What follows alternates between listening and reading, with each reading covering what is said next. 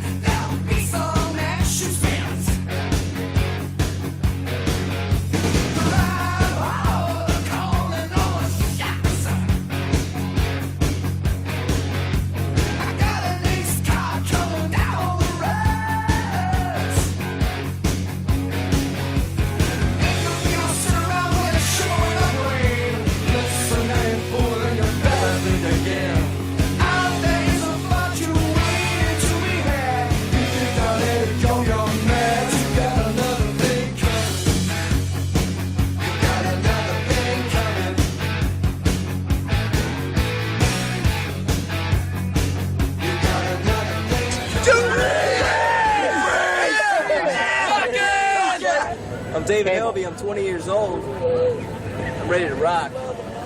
Dawn, I'm 13. Who are you here to see tonight? Judas Priest! Judas Priest is the best. Always has been, always Calvin County, I see. They're going to show how young people fuck up today. Hey, I'll be in the Air Force in about 2.5 weeks. Fucking party! No shit! all right, well, what's your name? Graham, man, like Graham a dope and shit. Yeah, where are you from? Where are you from?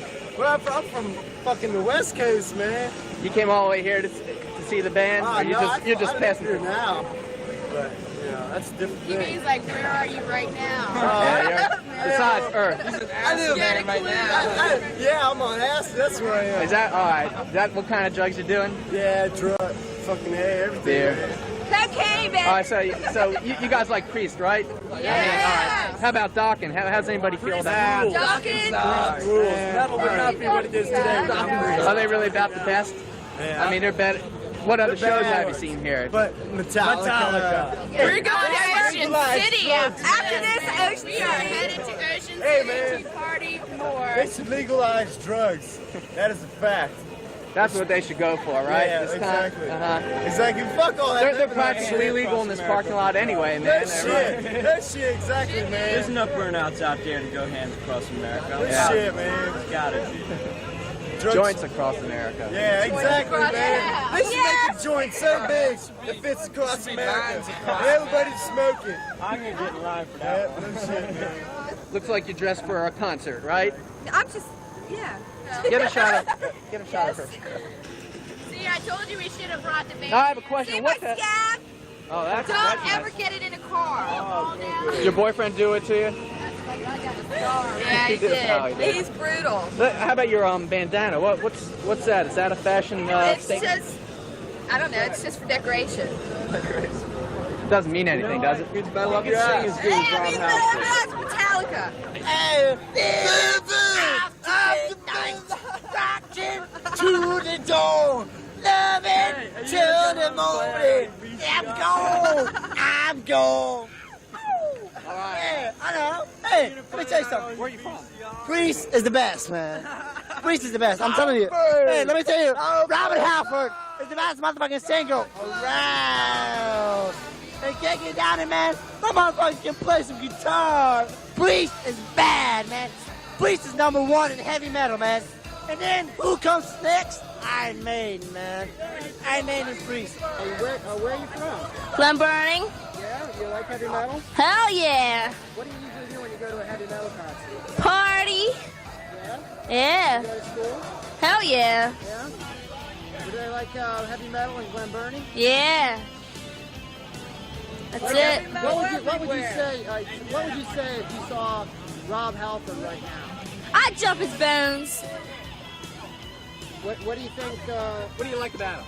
He's great, man. He sings great. Group's great. How about Doc? Great. Excellent. Are you fucked up? Half and half. Yeah. Is everybody here having a good time? Hell yeah. Two rules.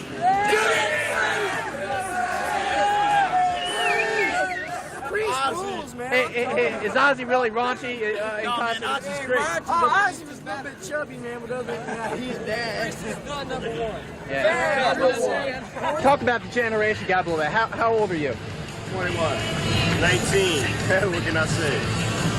What do you guys think they're young or a little old to be here? Look at these other two garbage, man. We've been coming up Priest every Younger year. crowd now. It used to be an older crowd. This is the 6th time I've seen the Priest. Oh yeah. It's probably the first time, most of it, you know.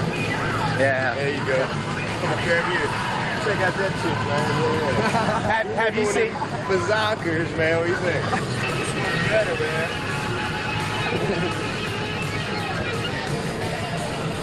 Got it? Yeah. There you go. Hey, kill them all. Oh, man, got it stocked. Get arrested, beer. Bush and Budweiser, you know, you got your choice. Say something. To your mama. Who are you here to see tonight? Your mother. Some of you have to leave your girlfriends at home or something. Yeah. How come? How come? They don't like Priest. Why not? I don't know. Why do you think they don't like? They're stupid, man. They're pussies. Pussies. They are pussies.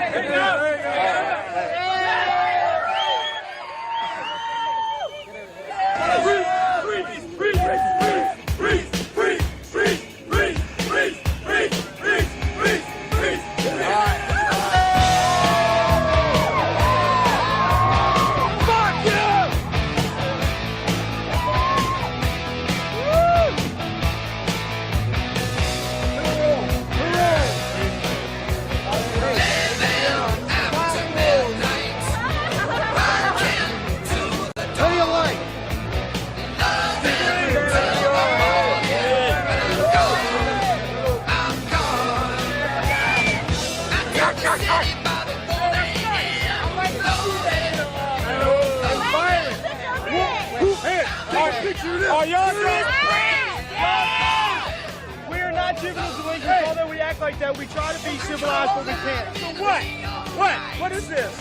Well, we're with MTV. Bullshit! So you guys, it looks like, is this like where the band hangs out, or is that why you guys are over here? Yeah. Have you seen anybody look like a rock star or anything? We're looking. How come? Why was she all messed up? She had her hair all moosed up.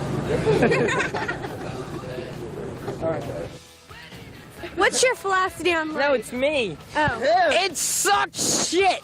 Heavy metal rules. Heavy metal rules. All that punk shit sucks. It doesn't belong in this world. It belongs on fucking Mars, man. What the hell is punk shit? And Madonna can go to hell as far as I'm concerned. She's a dick. Seriously, heavy metal definitely rules. Twisted Sister, Judas Priest, Dawkins, Ozzy, Scorpions, they all rule. Yeah, she's tripping, Jack Daniels. It all rules. All that shit rules. This punk shit, circular shit, and the dicks and all, that can go to hell. I don't care. You know, I don't really give a shit about that kind of punk fuck. What would you say if you met Rob Halford? We're going to. We got backstage passes. How'd you get the backstage pass? It's a long story. It's a real long story. Okay, a friend of ours got killed in a car accident about a month ago, and he loves Judas Priest. So his mom wrote to the manager and there's about 75 of us here, and they gave us all. They were writing back and everything and calling. They gave us all backstage passes. Wow, that's really nice. Yeah, it is pretty nice. We're going to. You'll see us. We got a great big banner that says Timmy loved Judas Priest. Does anybody here do air guitar? He's an airhead, he might. John Holman does. John Holman. Air guitar. John, yeah, he does. Air guitar. Yeah, crank on a tape. Air He guitar. does it. There he is. Number Air one. guitar. Air guitar. Air guitar, brother. I'm going to submit this to MTV for the air guitar contest. Can I play her? Here, hold this. Yeah. All right. Blah, blah, blah, blah. I get around here, get around, I get around. No, man. Who are you here to see tonight? Fucking Judas Priest. Judas Priest. Dockin. Where'd you come from tonight? Reston. Reston, Virginia. Mayberry, USA. Yeah. They like heavy metal down there? Yeah, buddy. Yes. Where do you, what do you do? I mean, what do you usually do when you listen to heavy metal? Everything. Yeah? Listen to it anytime. Yes. Your parents listen to it, or? Yeah. My dad. My mom's a cool person. Well, I'm here because of my mom. Usually free base. Your parents know you know, they My mom bought me tickets to this concert, please. What do you mean? My mom, we are here On the because of me charge and my card, mom. they're very We good. love his mom. It's crazy, man. It's real crazy. I've never seen such thing in all my life until I've been working here. what's the craziest thing you've seen go on at a heavy metal concert? The way all these young guys hawk, the way all the people dress, the way all they make noise, and the way they, drive around the parking lot real wild. Where are you from? Jamaica. Do they have anything like this in Jamaica? Never. Never. All right. This is the #1 concert. Michael Foster. Michael Foster is what it's for. We're going to jam out for him. This is what he wanted to see. He's in the hospital.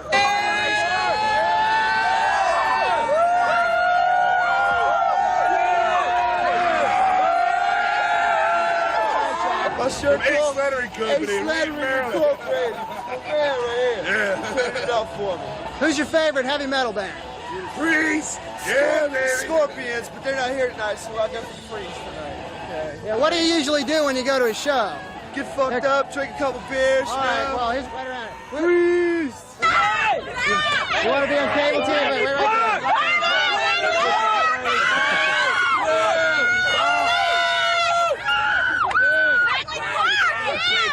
All right, man. Yeah. Hey, Judas Priest is #1. Hey, I got a ticket. Where'd you get it to? Hey, the ticket. I don't know. You ready? Hey, what I mean? Sure.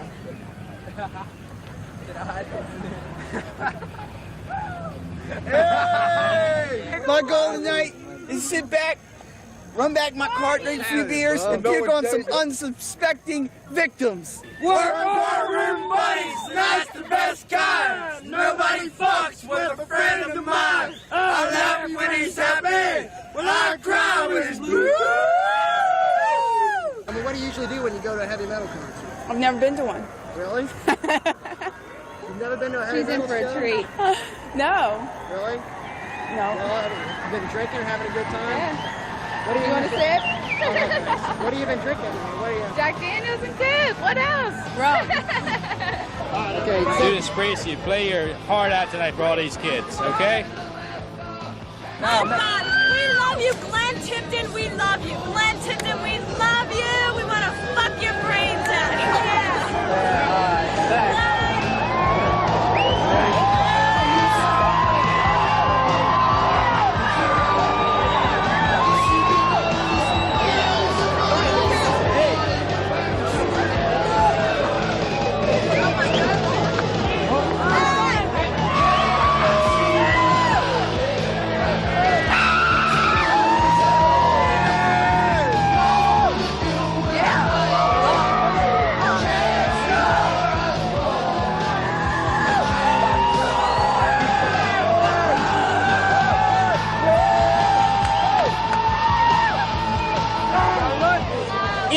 I'm a former bass player. I'm inspiration. You're an inspiration of mine. Everybody else, you're rocking. Robert Halford, I don't know about you, but everybody else, you're definitely dynamite. Let's rock, okay? All right! Priest, rock and roll forever. Yeah, Priest! I'm Kelly McCullers and Don't Drink and Drive with the Judas Priest concert. Get away from me, please.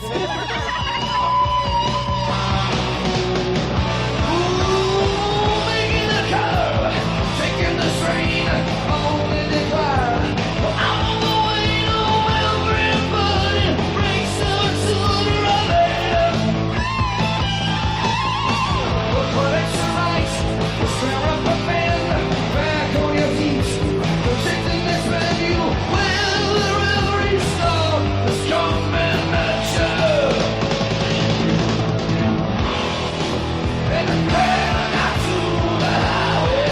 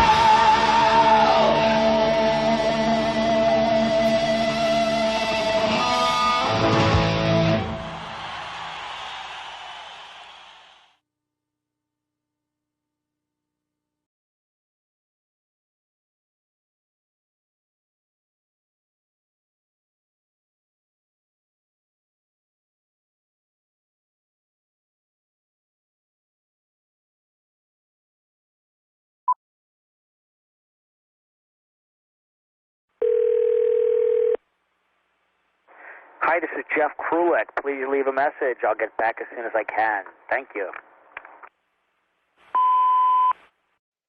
Hey, Jeff, it's Pat. It's like 5:10, something like that. I just had an idea for you. I watched your early stages Led Zeppelin thing on YouTube, which I found very amusing. You know, I was thinking, if you can't find anybody to interview, you know, I was going to Good Counsel at that time, and I remember the kids talking about it like the day after. That's how I knew about it, and, you know, I'm the one who originally told Mark about it. I remember I used to mention up at Joe's for 10 years, and he always used to give me shit, you know, saying that Led Zeppelin never played in Wheaton. Nobody ever believed me, but I knew it was true because there were kids talking about it like the day afterwards, and I knew the other groups that had played there. And I knew the Barry Richards connection. Anyway, you know, if you want to see me in front of the big hole that used to be Good Counsel, I can, you know, do 10 seconds for you if you get desperate. Anyway, something to think about. So I enjoyed it thus far. Talk to you later.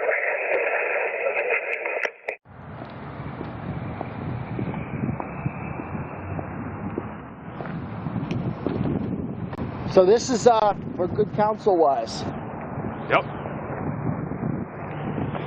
And Good Counsel was your high school?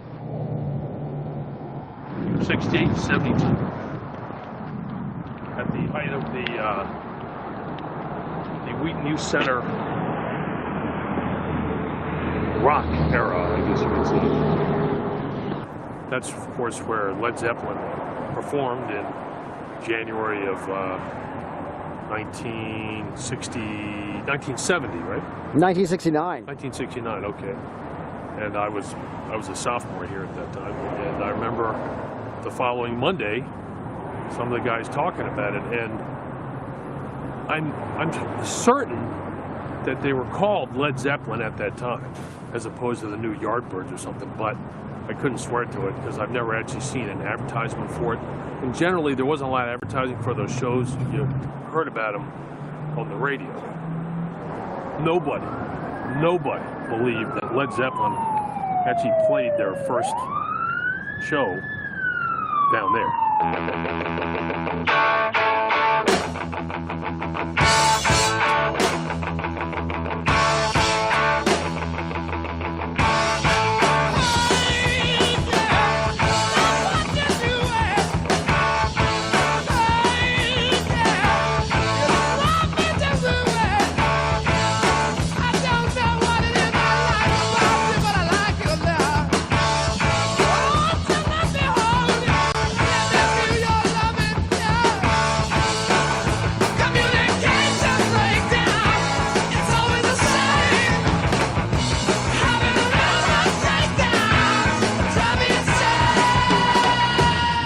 I, Richard Billhouse Nixon, do solemnly swear.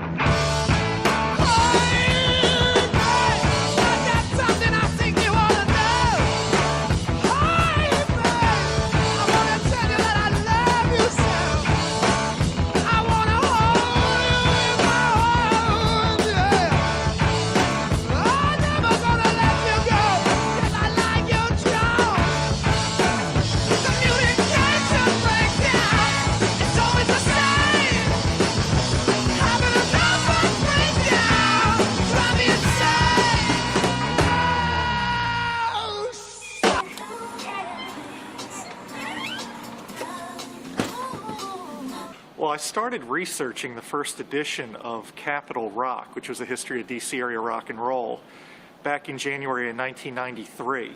It was very early on in the research stages when I had paid a visit to Joe's Record Paradise. One of the employees that I started talking with at that time happened to be Pat Carroll. And Pat was a very well-known local personality because he had been a member of Travesty Limited, which was a film group, and they brought us those great short films starring the Langley Punks, and Pat played one of the Langley Punk characters. Then I told him about the research I was doing for Capital Rock, and in the conversation I mentioned that I was doing some research into Nils Lofgren. Nils Lofgren had a band called Grin, and they had played regularly at the Wheaton Youth Center. And then Pat started telling me that in the early 70s there were a number of other nationally known rock and roll acts that had performed at Wheaton. Pat kind of casually mentioned that he also was told that Led Zeppelin had actually performed at the Wheaton Youth Center during their first American tour. I decided to do a segment on the Wheaton Youth Center and mention some of the bands that had played there. In an interview with Barry Richards, I discovered that Barry was indeed the individual who had booked Led Zeppelin into the Wheaton Youth Center on January 20th, 1969. Pat was the first person who brought it to my attention, and after I had spoken with Barry Richards, I went searching for additional documentation on this alleged concert, but I never found anything. I never really found one shred of evidence that Led Zeppelin actually played the Wheaton Youth Center aside from eyewitness testimony. You're listening to Spectrum on the new True Oldies 105.9 WJZW Woodbridge, Washington. I'm Tom Grooms, and in studio this morning, the original BR, Harry Barry Richards. Barry, good morning. Welcome back to D.C. Hey, man, I hear you've been taking care of my city good, man. You've been tightening everybody up with them great oldies. On March the 7th, we're having a reunion at the Wheaton Youth Center, and we're inviting everybody to come out. We're going to do a filming of like a documentary of this. Yeah, it amazes me. This guy Jeff calls me and he's doing a documentary on the acts that played at the Wheaton Youth Center. I mean, you know, that's interesting.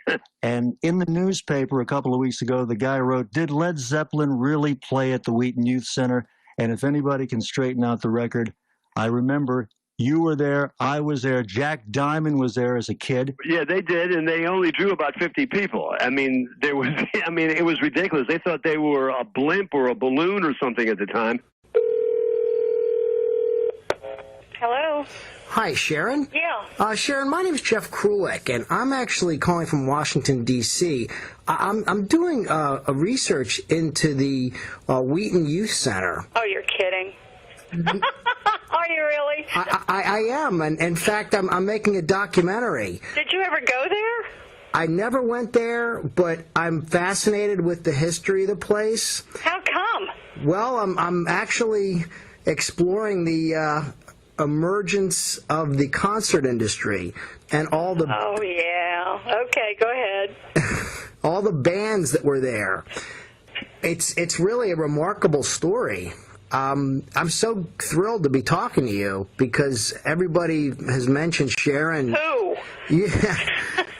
Well, Bud Becker. Oh my God! I think of him all the time. You know, he used to be the business agent or the road manager. Oh, who did Diamond Girl?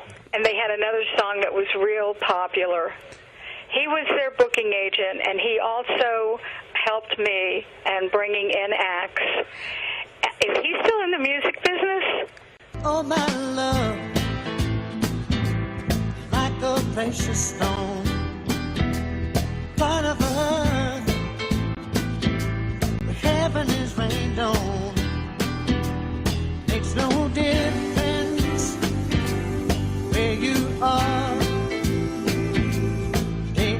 night time, you're like a shining star. Why was the Wheaton Youth Center such a big venue? Primarily because HMC was 500 watts. So obviously its reach was Gaithersburg and that section of Silver Spring where the Wheaton Youth Center was. That's where the signal was strong.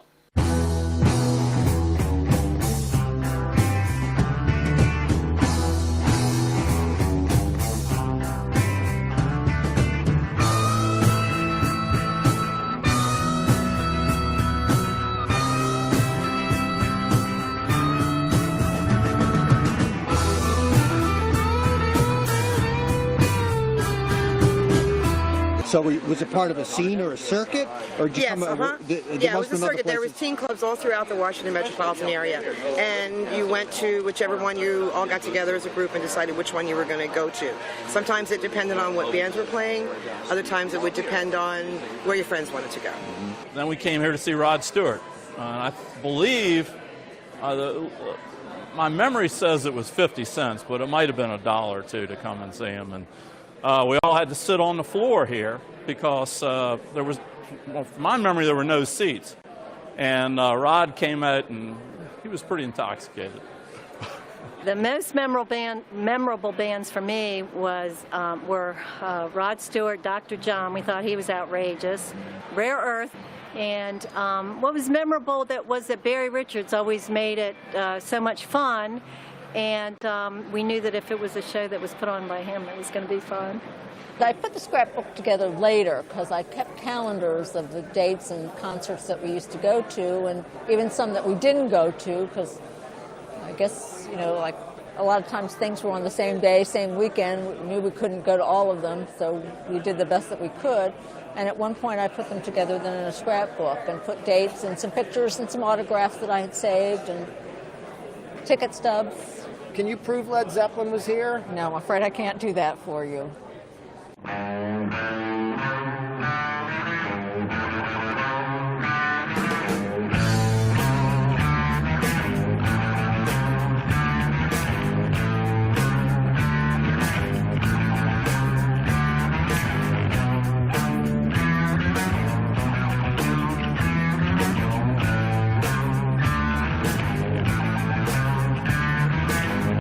It's certainly been a passion. I've been doing it for 40 years and started when I was very young, and it's now become really a part of my life at this point.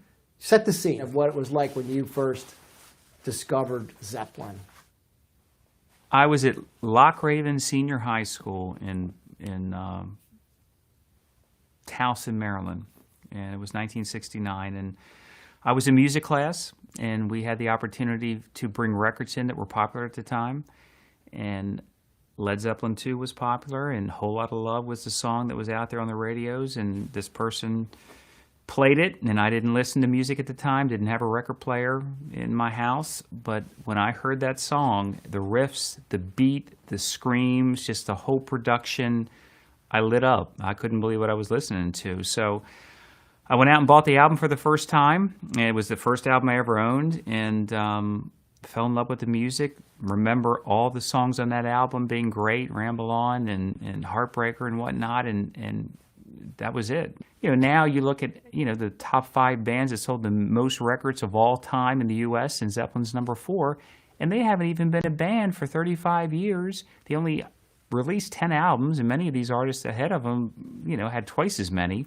So it's really an amazing feat. The people that don't realize what they accomplished, the records kind of speak for themselves. I remember the long walk over here. This was the door to come in, because I remember coming up here and Barry Richards was standing like right where you were standing, because he was putting on whatever show it was that was here. And I remember saying something, it was like, oh, wow, that's Barry Richards, that's Barry Richards. And I sang something to him, maybe smart alecky, thought it was being funny or a joke or something, because we hated him too. I mean, he was a giant and the man responsible for, you know, turning Washington to progressive music.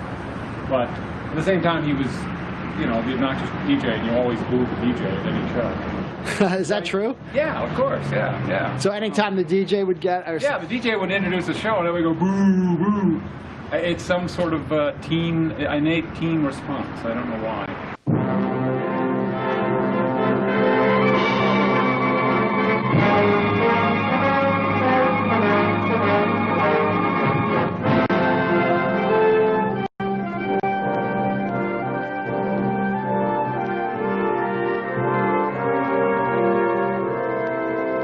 Do you remember what you were doing on inaugural weekend, 1969?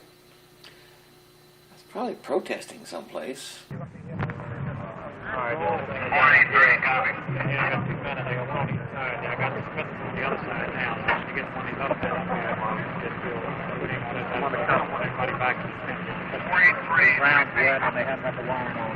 Correct me if I'm wrong, but was it spelled counter inaugural? Well, right. And you'll notice in that picture there, somebody actually has a hog mask on. Yeah, right. They really emphasized the word pig and hog. I personally thought that was like name calling. They shouldn't do that.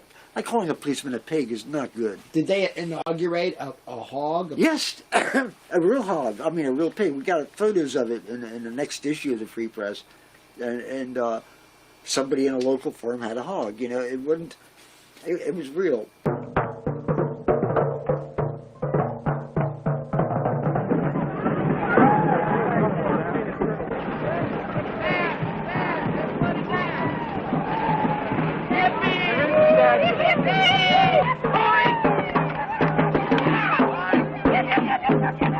That night was Led Zeppelin were playing at Wheaton, but really everybody was downtown. Or yeah, and it was winter. You got to remember January 20th. It's cold outside, and so unless you're real drunk or doped up, you're not going to want to be. But people were there anyway.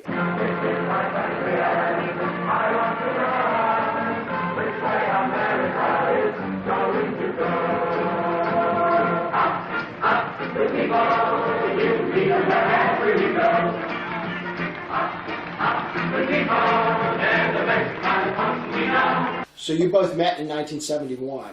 Yeah. And then how soon after you met did you hear about this Led Zeppelin concert? We'd see each other at various record functions. We had mutual friends that were record promotion people, record distributors. And he had gone to Maryland, I had gone to Maryland, and I graduated, you flunked out. I flunked out twice. I did it twice. But in the course of our many conversations about music, we probably talked about shows we had seen. And one of the most impressive shows that I had ever seen up to that point in time was Led Zeppelin opening up for The Who in the spring of '69 at Meriwether Post Pavilion. Now, I'm sure that brought up the subject of Mark saying, well, you know, I saw Led Zeppelin, you know, as the new Yardbirds at Wheaton Youth Center. As I recall, on the radio, it's like, come see the new Yardbirds under the name Led Zeppelin. There was somehow, as I recall, I don't even remember the first Led Zeppelin announcements, album, the spots that they talked about. The first Led Zeppelin album wasn't even released in America until 3 days before the show at the Wheaton Youth Center. So nobody knew who Led Zeppelin was. Right. It didn't mean anything to promote the show as Led Zeppelin. Okay.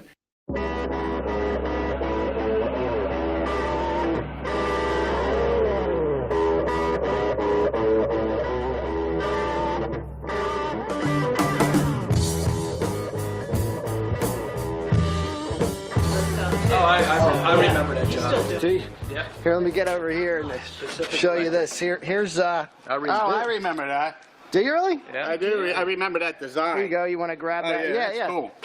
Wheaton, oh my God. Yeah, I definitely remember that. Yeah. Good guy. That's the psychedelic years. That was in the 70s. Yeah, that was definitely 70s. That is so cool. So you remember doing this one, or? Yeah, I remember that design, the spiral. Really? I definitely remember. I remember Pacific Gas and Electric. That is so cool. We did not do this design just for them. We probably was a few other. So there was a kind of a. So yeah, It was a stock item. Stock item background. This is background. Well, I paid $50 for this on eBay. Did you really? Cool. I tell you, I've seen these go. Not this particular one, but I've seen them The most expensive one that I know of is one that we reproduced. It's with Stevie Wonder, it's Smokey Robinson and the Miracles and all that. It sold for $5,000, and then somebody else sold it for $20,000. And then I heard, quote unquote, and I'm not exact, but somebody said there's another one out there that was like 35 or 40,000. Yeah. Yep. Yeah. We never verified it, but that's what we were told. And I don't have any, so I wouldn't be dressed like this. I would be dressed a little bit better, but I don't have those. I don't know what makes something worth more than something else. I have no idea. Probably because of the like there's not much of a market for Pacific Gas and Electric, but if it was Jimi Hendrix, you know. Gene, this is a miracle, I think, that you've saved these. These were actually in the shop. They were in the store. And whenever a concert had taken place, I'd take them down and just roll them up and take them home. This is the Who and Led Zeppelin at Merriweather. This is the Baltimore Civic Center. I didn't go to this one. Mike did, I think. You went to this one, didn't you? Bonnie Delaney, Eric Clapton. This was actually the night of the moon landing. That's why I wasn't there. I went to this one. And this one is one of my favorite posters, is this one. Absolutely stunning. I can't begin to tell you how long we looked at it before we could read it. This is Procol Harum and Guess Who. I was at that one.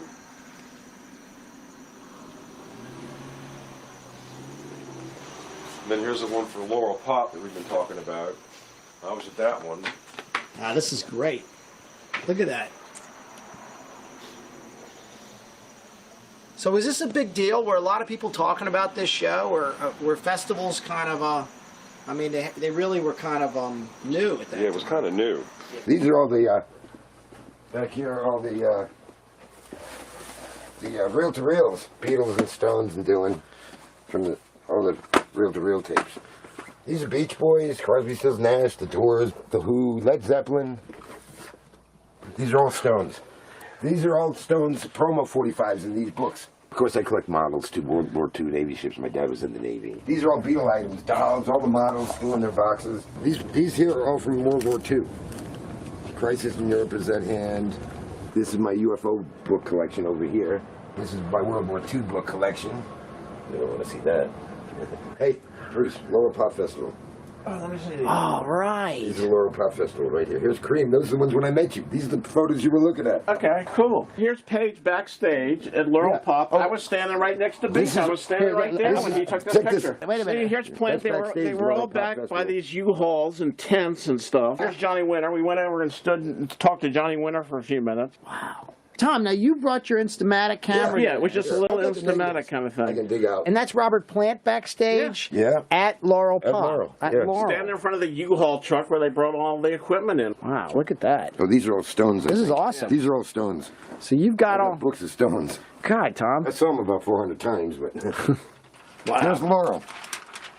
Here's the Who, Led Zeppelin.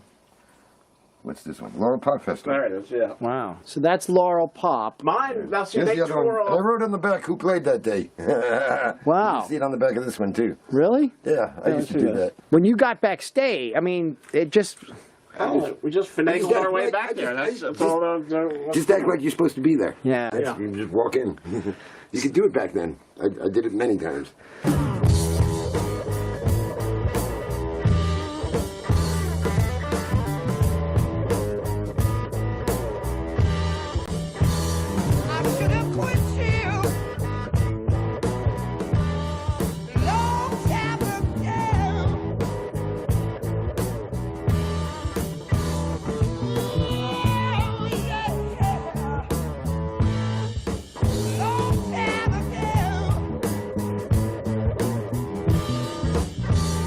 Actually, I had a funny story about Led Zeppelin. When I was at Ohio University, they were the opening band for Jose Feliciano. And so I got tickets and was sitting in the front row, and all of a sudden this band who nobody had ever heard of comes out on stage, and there's like 6 encores. And I mean, people just don't want them to go. and Jose doesn't come out for a long time, and he stays for about 10 minutes because he's very, very upset that Led Zeppelin just blew the house down. I came to see Spirit here, I think. Yeah. I seem to remember that. I may have been to other ones, but I remember lots of people and everybody outside and that kind of thing. Spirit was one of many shows that was at Wheaton. Though you actually recorded it. That's amazing. I mean, you didn't record the show. Oh, No. you didn't do Wheaton. You took it. You did it. No, I didn't Hunt. record Wheaton, but I had the presence of mind for whatever reason to bring a portable cassette recorder with me to the Fort Hunt show. Here's the tape right here, I think. No, it's not this one. Yeah, Spirit in Virginia, and we kept it because there were some promos on there for WHMC Radio with Randy California and Bill Thomas and Mike and I, and it was kind of fun. So this cassette, it says, can I see that? I wonder if... It's very light. There it is. I can see Spirit in Virginia. That's great. This is Randy California of the Spirit. I play guitar like a mean mother. Beep. And we just finished a concert here that was really all right. This is Jay Ferguson from that same unmentionable group. Yeah, we had a good time here in Alexandria. And I'm just coming off that level right now, so. Like we played New York, Chicago, Detroit, and we played here about 3 times, including a free concert in Wheaton, and we really dig it. Wheaton concert was one of the nicest we've ever done. July 21st, 1970, Illusion was here at the Wheaton Youth Center. September 11th, the Stooges were here at the Wheaton Youth Center, and then the following night they were at the Falls Church Community Center. So you tell me, Howard, what, Well, I had grown up as a kid because I went to George Mason High School, and the building opened in the late 60s. And soon after it opened, the city started providing these teen dances and concerts. And they were held in the gymnasium here. And this was the place to be. If you were a kid in Falls Church, this is where you came on the weekend. And for a part of that time, we had these, like I said, concerts and teen dances in here, and they were packed. Some folks that worked here weren't particularly pleased to have these events here. Iggy Pop, for instance, put a lot of peanut butter on the walls, so it was a big cleanup after that. And most of the dances actually involved quite a bit of cleanup afterwards. One of the legendary shows, Iggy Pop, I could find no record of. He played here sometime during the summer of 1970, but I could not find any printed proof that he was here. These are posters that would go up for every week, basically, when they'd have. These are 11 by 17 cardstock. This is from May of 1972. It was for 2 weeks worth of shows advertised. I was talking about the legendary Iggy Pop show. I couldn't find any documentation on it. However, there's someone in town, someone who still lives in Falls Church, that does remember it and does have some proof. You took this picture? Yes, I did. I think the promoter was probably Barry Richards, because he would book groups here and then in Maryland.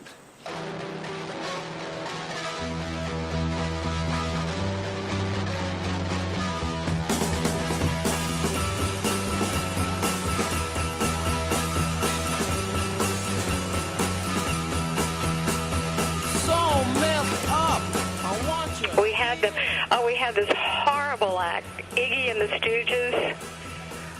He would stand on I almost had a riot. I had to get the police to stop it.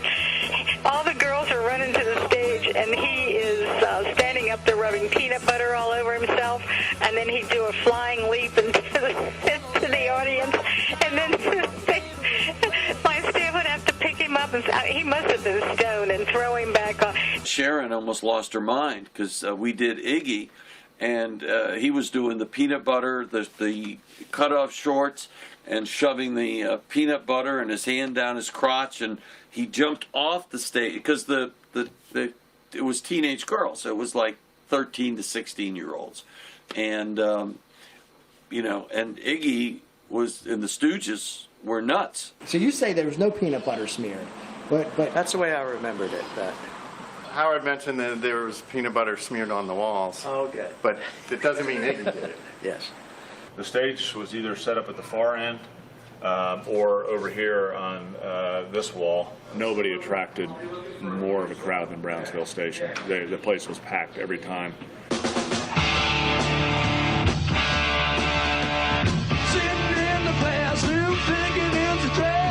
Listen to the teacher, rap just ain't my bag. Noon bells ring, you know that's my cue. I'm gonna meet the boys on floor number 2. Smoking in the boys' room. Smoking in the boys' room. I teach you, don't you feel me? Up with your room. Everybody knows that smoking ain't allowed. Taking out the halls, making sure the coast's clear. Looking in the stalls, now there ain't nobody here. My body bang, me, Paul. Get caught would surely be the death of us all. Smoking in the boys' room. Smoking in the boys' room. Now, teacher, don't you feel me? Open your room. Everybody knows that smoking ain't allowed. Whoa! Did you do high school shows? Like, Yep. Did you take Badfinger around Yep. the high schools? Yep. And like Ted Nugent around the Yep. high schools? Thomas Johnson High School, Ted Nugent, up in Frederick, Maryland. We almost didn't get out alive because he had this Indian garb and the loincloth and bow and arrow. And they started out, and he jumped out from behind the amp, but he didn't have anything on underneath the loincloth. And the school went berserk. And of course, it was too late then. They started the show. So your column was called Top Tunes? Until September of 1971, when the editors changed it to Music Makers, because it wasn't as much about the songs as about the people who made the music. Anybody who liked music was going to turn to this page because all the best radio stations were listed along with an interview. And at the end of my interview, I had something called Notes and Half Notes. I've got Motown's Fabulous Supremes will open a 10-day engagement, June 1st at the Shoreham Hotel. James Brown at Whitman High School. Really? Yeah. Seeing James Brown at Whitman. Yeah. It was actually, I went to Walter Johnson, and it was our junior class concert, I guess they called it, whatever, and it was Walter Johnson's auditorium was too small, and Walt Whitman had just opened up then, and they had a huge auditorium. Whoever set it up did a phenomenal job. I mean, I think it set us back, our class of 69 set us back. They were in the hole after that concert because they paid so much for it. I mean, it was a sold-out show, but I think they lost money on it, to be honest with you. I was telling Jack that there was a rumor going around that I've never been able to substantiate, and I certainly don't remember it, was that Springsteen played here, which I don't believe, but the lore, people talking, oh yeah, I said, but I don't, yeah, anyway. Jeff, it's Pat. I have found a friend who saw Led Zeppelin at Wheaton Youth Center back in '68. So give me a call at this number if you get a chance. Thanks. On this night, what I can remember is we used to ditch class of a Christian doctrine class we were supposed to take as teenagers, and we'd hitchhike up George Avenue to the youth center and hang out. And we were listening to the music, and what I really remember of this certain concert, because there was many, is that I said, that's kind of really weird music. But I remember the next day in school, and then the following few days, people started hearing about this band. And when we said, well, we just saw them at the youth center the other night, people said, no, that must have been Jimi Hendrix. And we said, no, it wasn't Jimi Hendrix. It was the band called Led Zeppelin. So it's very vivid in my mind that of arguing who this band was that we listened to. We listened to Barry Richards all the time, so maybe we heard that there was a concert there that night. And like I'm saying, there was a lot of kids. There was, let's say 20. I'm not saying like hundreds. There was probably 20 kids hanging around outside. Do you recall anything about Richard Nixon's inauguration? Nothing.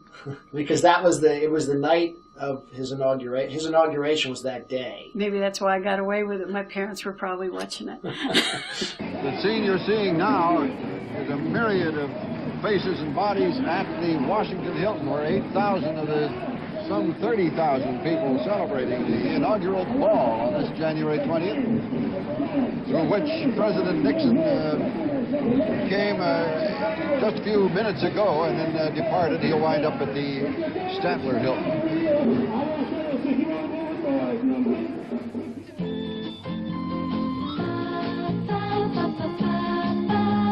Some people know how to get a good thing going and how to keep it going better and better. Same with railroads. And I have a very good memory. Led Zeppelin, I've told the same story lots of times in my life to friends in Arizona and friends at my job, and yeah, Wheaton Youth Center, I saw Led Zeppelin there. Well, I lied. I didn't see them. I heard them.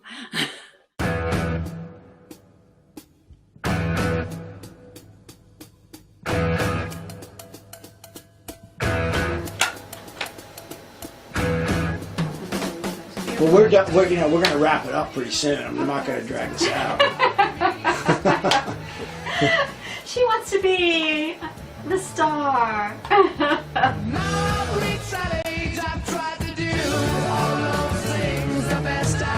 Well, first of all, what made Lester and I partners on that was the fact that I could get into Merriweather Post. And he wanted a place to present that show. The problem was coming up with venues because everything was kind of the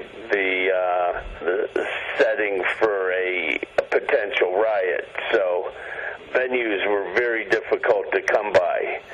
We got that date. It took months to get. I had Zeppelin, and there's the rest of the story to that, without a venue. He had Merriweather Post Pavilion. I brought him in for 10% of the show just to get the venue. He was the one that got the show, and he had a middleman, that was buying talent from the agencies and selling it to promoters that put the show together, and then we promoted it together.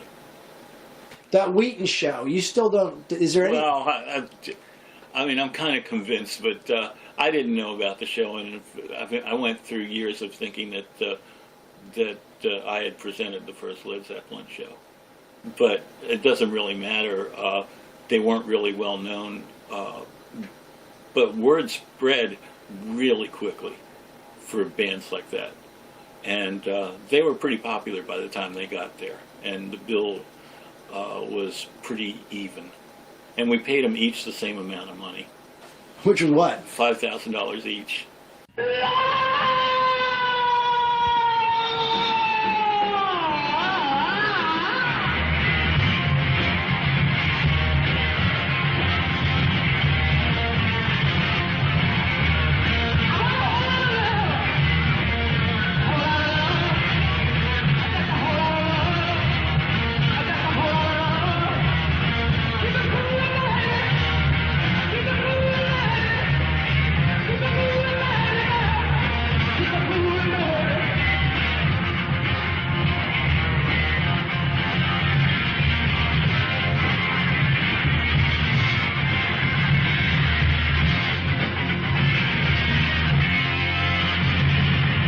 It wasn't a mass market thing yet.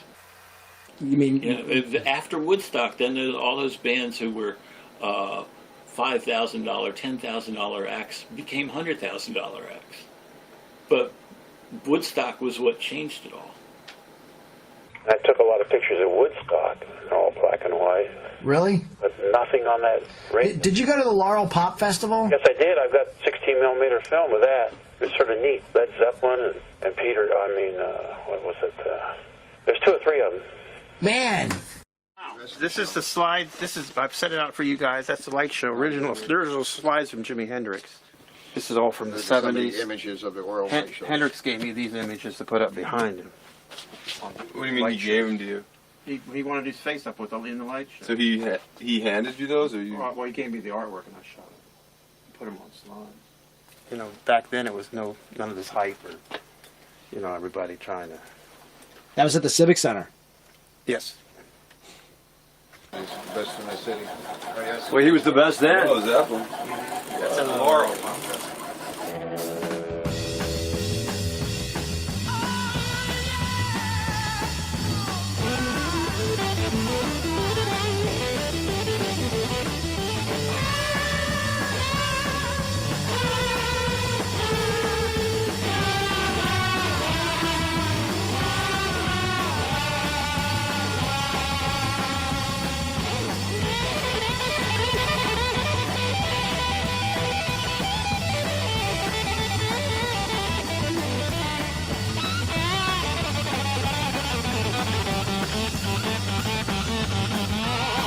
And the Laurel Pop, though, I mean, I guess you sold tickets for that at the... Yeah.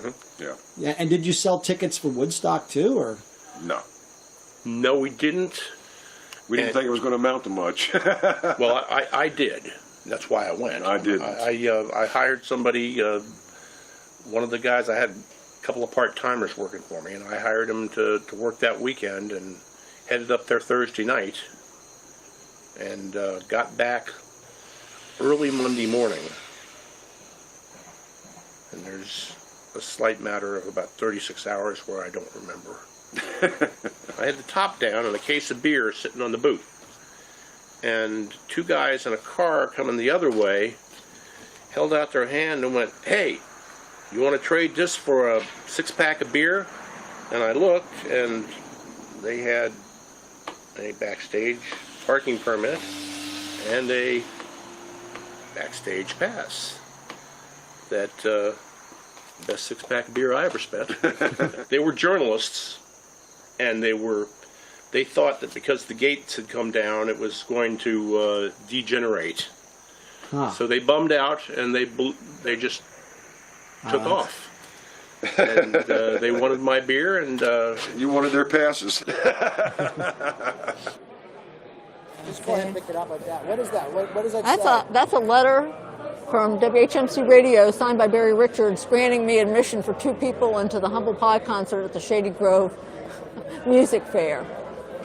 He had a guy that worked for him. I asked Tom if he knew him, a guy named Leon. Don't remember his name. But he used to be sort of Barry's sidekick, at least with the concerts. I don't think he worked for the station, but I'm not really sure. But he would be kind of, the gopher in those days. And often Barry Richards would say, show up at the concert and ask for Leon. Leon will get you in. Or I'm trying to think of who the hell ran the door. I guess it was Leon. Yeah, I worked that show. That's amazing. Yeah, well, I did. I worked the show. He was promoting it as the New Yardbirds. You remember that? Yes, I remember that because, there was no real familiarity with Led Zeppelin at all. And Barry was the promoter, and he really wanted to get some people out for that, but nobody showed up. My project, it was kind of more of a nostalgia trip, and it's now turned into this mystery of, did it happen or not? It definitely happened. I don't know why people don't believe it. Well, I'm telling you, it did happen. I was there. I know. It was a pickup date, basically, is what I remember about it. It was sprung on in 4 or 5 days in front of the show. There really wasn't any time to promote that thing. And that's why I guess there's no flyers or no posters or nothing. He never did posters and flyers. Barry used the radio. There's no flyers, tickets, or anything because when you went to one of those shows, Barry had a roll of tickets, and sometimes he would just give people a ticket stub, and most of the time he would just stamp hands. So there's really no ephemera for it, No. Yeah. There'd be no poster, there'd be no ticket stubs or anything like that, No flyers, nothing. It was just the show. Now, if you can find something with a hand stamp that says paid, actually, I don't think we put paid. I just think we stamped it with an X. This place, man, I haven't been in here since 71, 72. And my recollections are just All the time I spend in here, I'm going, I don't remember bands setting up on the stage, to tell you the truth. You think they all sat up on the floor? Set up Yeah, I don't remember a band setting up on the stage. I don't really remember that. I think everything was on the floor. Maybe we couldn't use the stage back then. I don't know. Led Zeppelin was here. And Led Zeppelin, I don't believe they used the stage. They set up here, and I think their platform was raised maybe a foot, 6 to 8 inches, something like that. But they, right here, right here. Here's Plant, and over here I guess we're probably like John Paul Jones, and back over here was Jimmy Page, and then there was Bonham with his gear, all his drum kit. And they wanted to mic his drums, but he hit the bass a couple times and it reverberated off the walls, so they took the mics away. I mean, the acoustics in here are horrible. So. It all came down from the record company, from Jerry Greenberg. And there was a guy named Mario Medius, a black guy. He was their road manager. I'd met him before doing some sort of promotion. He said, "You want to do Led Zeppelin?" Why not? Let's go. They were going to split the door with me. I got nothing to lose. Okay, unfortunately, it was Tuesday night, and it was snowing or something, and it didn't work, so that was it. Which part of Florida? Are you in Miami? Yeah, North Miami Beach, right by Criteria Studio. That's why I moved here. If you did, I'd love to. I don't know if I could interview you on camera. Yeah, you can do that. You can do that. I mean, even if I came to Florida, I mean, you can come to Florida. It'd be easy to get me. Maybe I'll pull that chair out so you won't be reclining. Let me just put on a better shirt, man. Okay, sure. Put on a better shirt. Sure. Make sure my makeup is all right. Okay, great. Yeah, that's one with Love You One, first Stephen Still record. Love the One You With was on it. And so Stephen Stills gave you this himself? Yeah, right. Yeah, he gave it to me. So the Atlantic wouldn't give them to you, but the Atlantic didn't give me shit. That's an article you're talking about. Yeah, there's the who gave you that again? Phil Walden and Frank Fender from Capricorn Records. They used to manage Allman Brothers. Our main Mamma Jamma. What was Mamma? What was the derivation? That was a word I used to use for, rather than say motherfucker, I said Mamma Jamma. 400 little motherfuckers. Tell us about how you got to start working with Led Zeppelin. Well, Led Zeppelin was on Atlantic, so that's the first thing. Any act that was on Atlantic that had an album out, I was promoter of all the albums at the FM station. I was more or less, they only had like one person more or less as the FM album promotion. We didn't have no staff of people. So I was like the guy to make sure I serviced all the stations with the albums. Like at Led Zeppelin, when that album first came out, I got the test pressing. And I took it to the first station, NEW in New York, Allison Steele and all of them, and I didn't tell them it was Led Zeppelin because Led Zeppelin means shit. I would tell them it was like, what was that band that Jimmy Page played with before Led Zeppelin? The Yardbirds. Yardbirds. I said it's a new Yardbirds record. So whatever, to get the record played, shit, that was what it was all about. And they said, oh yeah, this is New Yard, yeah, whatever. And they played it, the band was named Led Zeppelin. This is probably as good a time as any to ask you about Wheaton, Maryland. Yeah, I remember Barry Richards. I was the one who discovered Barry Richards, as far as I'm concerned, and put him on my mailing list, And he was down in Gaithersburg, Maryland. I think that's where it was. The station was in the cornfield somewhere. I had to drive all back out in the country to find this station. And I think it was WHFS or something like that, right? HMC, whatever it was. I know Barry Richards was a rock jock, and I drove way out in the boondocks through cow pastures and shit to get to him. And I get out there, he didn't have no Atlantic records, So I gave him like Led Zeppelin and all these records. This is before Zeppelin was touring there and everything. And he played the shit out of that record. He blew Washington out, man. And MMR was another station, I think, and that's Philadelphia. But that FM station that Barry Richards had reached all over that area. Right. And he was the one who broke that record in that market. And then when they got ready to play down there, he was the one that more or less emceed the concert.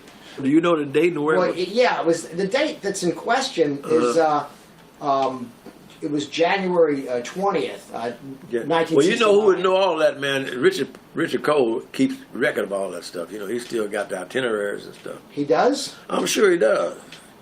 I just got an email from Richard Cole, who was the manager, the road manager, the tour manager for Led Zeppelin in the early days in 1969 when they were first touring the United States. He worked for Peter Grant, and we're going to go read the email right now. There he is. Dear Jeff, I cannot remember doing this show. I believe it was in a car park, and I think I would have remembered that. There is also talk of a show in Iowa, which is also a mystery to me on that first tour. I did talk to Richard. I had email with it. Richard what did he Cole. say? He said that it didn't happen. He doesn't have any recollection of it. Yeah, well, he would know. But Richard Cole... Did he play anywhere in the Washington, D.C. area? Well, yes. They played this concert, allegedly, in this small gymnasium called the Wheaton Youth Center. Man, I remember something about that. I swear, Wheaton. I remember something about Wheaton. I remember playing somewhere in Wheaton. I'm telling you. They played somewhere. It might not have been a paid gig. Was it a paid gig? Well, yeah, they were charging admission, and apparently, according to Richard... Who promoted the gig? Barry Richards. That's what I mean. Apparently, that's what he says. But see, nobody has any concrete proof. Well, Barry said he promoted it? Yes. But the people who ran the center says... He didn't. It didn't happen. Barry's associate said it didn't happen. Well, if it didn't happen, it didn't happen. Well, but the thing is that a lot of people there's the confusion with the New Yardbirds. People thought maybe it was the New Yardbirds, or people didn't really know because January 20th, the album had come out. I guess the thing is, here's like this is what I've got a picture of the youth center here. And I don't know if that would... It definitely don't look, brother. It doesn't bring back no memory to me. Yeah, I mean... Believe me, man, that's so long ago, and all the pot we were smoking, you know, like, ain't no telling what was... You couldn't remember, but I don't remember that. Barry actually says that you were key in setting up the show. Yeah, well, I might have set up a promotional show. That might have been a promotion show, man. If I set it up with Barry, it could have been a promotion. That they were doing a promotion show. That could have been that, because nowhere in the hell if I set it up, it wasn't through Frank Barcelona. You understand? Did you work a lot with Frank Barcelona and Premier? Everything, always. Because all acts was assigned to Frank Barcelona. Premier was the greatest, the best. That place, that Wheaton Youth Center, a lot of bands did play there, right? I mean, because Barry put them through there. Right? Exactly. That's what I'm saying. It could have been something like that. I'm telling you, it was a promotional thing, because I'm sure Barcelona probably didn't get any money out of it because it was a promotional thing. He might not have even known. That's what I'm saying. Would he have had some hand in it? But what the fuck? If Peter Grant and them got a day off and they decided to do some promotion, you don't have to answer to nobody. They didn't know where Wheaton was, I don't think. I mean, somebody would have to drive there. Nobody would make it. That's not a market, you know what I'm saying? Yeah. So it had to be something that was promotional, because the market is either Washington, D.C., you know. And Premier Talent would have nothing to do with something like that? No, hell no. Not no $200 gig. The man get 10%. He going to do a gig where he get $20? Not Frank Barcelona, man. No way. We were trying to promote the radio station because they're playing a record or something like that, you know. Wasn't no payola back then, so you do favors for people, you know. And if you're going to play my record, hey, we'll play this area if it's a day off, you know. Hey. It was set up like a week ahead of time. But I didn't realize it was going to snow. It was in January. So, I mean, and I had other things I was hyping on Friday and Saturday. This was like a secondary thing. I heard a radio interview with Richard Cole. Richard Cole had been the road manager of Led Zeppelin, and he had published a book called Stairway to Heaven. Now, the book came out in hardback in 1992, and about a year later, in early '93, the paperback version came out. Apparently, he was doing promotion for the paperback. I distinctly remember hearing Richard Cole being interviewed on a Baltimore radio station, 98 Rock, and I caught the tail end of the interview. And in the interview, they asked Richard Cole about having played in the late 60s in the Baltimore area, and Cole said, ironically, he remembered a gig on their first U.S. tour that took place in a basketball gymnasium in a relatively small building somewhere between Washington, D.C. and Baltimore, and he remembered this particular performance because it was the lowest paying concert Led Zeppelin ever played in history. He stated that They were paid a total of $200 for the performance, and about 50 people actually showed up for the gig. You were there at the Wheaton Youth Center. Youth Center. Led Zeppelin. Led Zeppelin. I lived a few blocks from the Youth Center, and I had Rod Stewart and the Faces at the Youth Center. And Led Zeppelin showed, and I was there. There were a few people in the audience, because I remember him having an argument with their manager. Peter Grant, yeah. Peter Grant. And he had to give them money for gas to get to their next show. But I was there. They played. Hell of a show. A real turn on, but there was so few. You couldn't advertise it. It happened so fast. No, it was quick. There was a quick thing about it. But yeah, definitely. Anybody tells you they weren't there, I was there. Stoned, but there. I probably turned everybody on, too, but it's okay. Apparently, Peter Grant, or he says it was Peter Grant, because Woodby got in his face at the end of the night. Probably so. That's what he always did. He got in the promoter's face at every show. That's what they did. Him and Richard Cole would ride a motherfucker to death, you know. Well, he wanted money. I said, I ain't got no money. He needed gas money to get to wherever, to get to Larry Maggot in Philadelphia or whatever. I said, hey, man, the deal was 50-50. I'm playing Dazed and Confused. What do you want me to do? You didn't draw.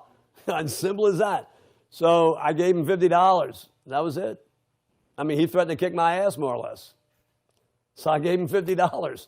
There has to be some kind of confirmation. I don't know what Led Zeppelin made back then, but how could they come to the Wheaton Youth Center that held 100 people maybe and they needed $2 a ticket? They wouldn't make enough money to pay for them. They had an open night. I mean, that just doesn't seem like... Maybe they owed a favor to somebody, promoter. Anytime anybody ever mentions that, I always say, look, if I would have known about it, if it had happened, I would have gone. Me and Beach would have gone. We lived in Glenma. We grew up. Everybody we know, nobody. I don't know anyone who went there. And right. Out of, we knew everybody who lived in that area. Right there. They hung out there. We lived half mile down the road, you know. Yeah, so I mean, it was like. And do you remember when you started hearing about Led Zeppelin playing there? Never.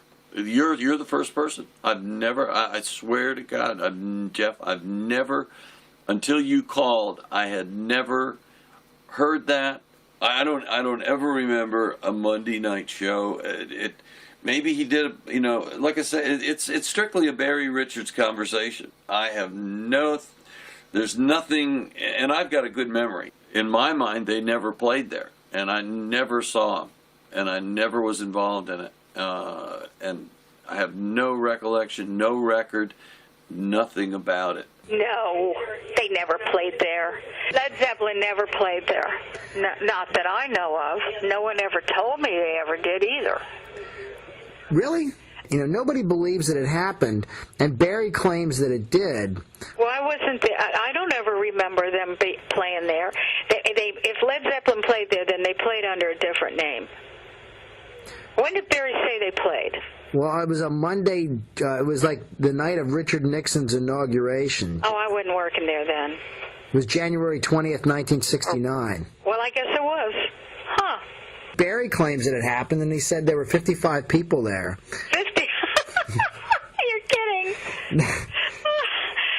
This was December 21st, 1968. The story starts out, Jimmy Page, a former member of the Yardbirds, the group that spawned the careers of two other great musicians, Eric Clapton and Jeff Beck, has formed his own supergroup, the Led Zeppelin. The editors at the paper always added "the" in front of a group's name. As many times as I told them not to, they continued to do it. This was December 21st. Now, had somebody told me that Led Zeppelin was going to be appearing at the Wheaton Youth Center, it would have been in my notes and half notes column that week, saying, by the way, Wheaton Youth Center is going to feature Jimmy Page and his new supergroup. But instead, I'm talking about top tunes around the world. Hey Jude is #1 in Spain and Yugoslavia. With a little help from my friends by Joe Cocker is #1 in Switzerland. So I've got no local news. So while that doesn't prove it didn't happen, it doesn't prove it did happen, no one knew, though I wrote about Led Zeppelin before that show, no one knew really who Led Zeppelin was unless they read my column or they read Billboard magazine and knew that part of the Yardbirds had really reformed into Led Zeppelin. So maybe it happened and maybe it didn't. You're going to have to prove it some way. There's got to be some documentary proof, because I don't remember ever being at a single show where somebody didn't at least have a Kodak Instamatic camera. And if you were a Jimmy Page fan, chances are you wanted to take a picture at the Wheaton Youth Center. So the fact that that doesn't exist, there are no posters that I know of that exist for that show,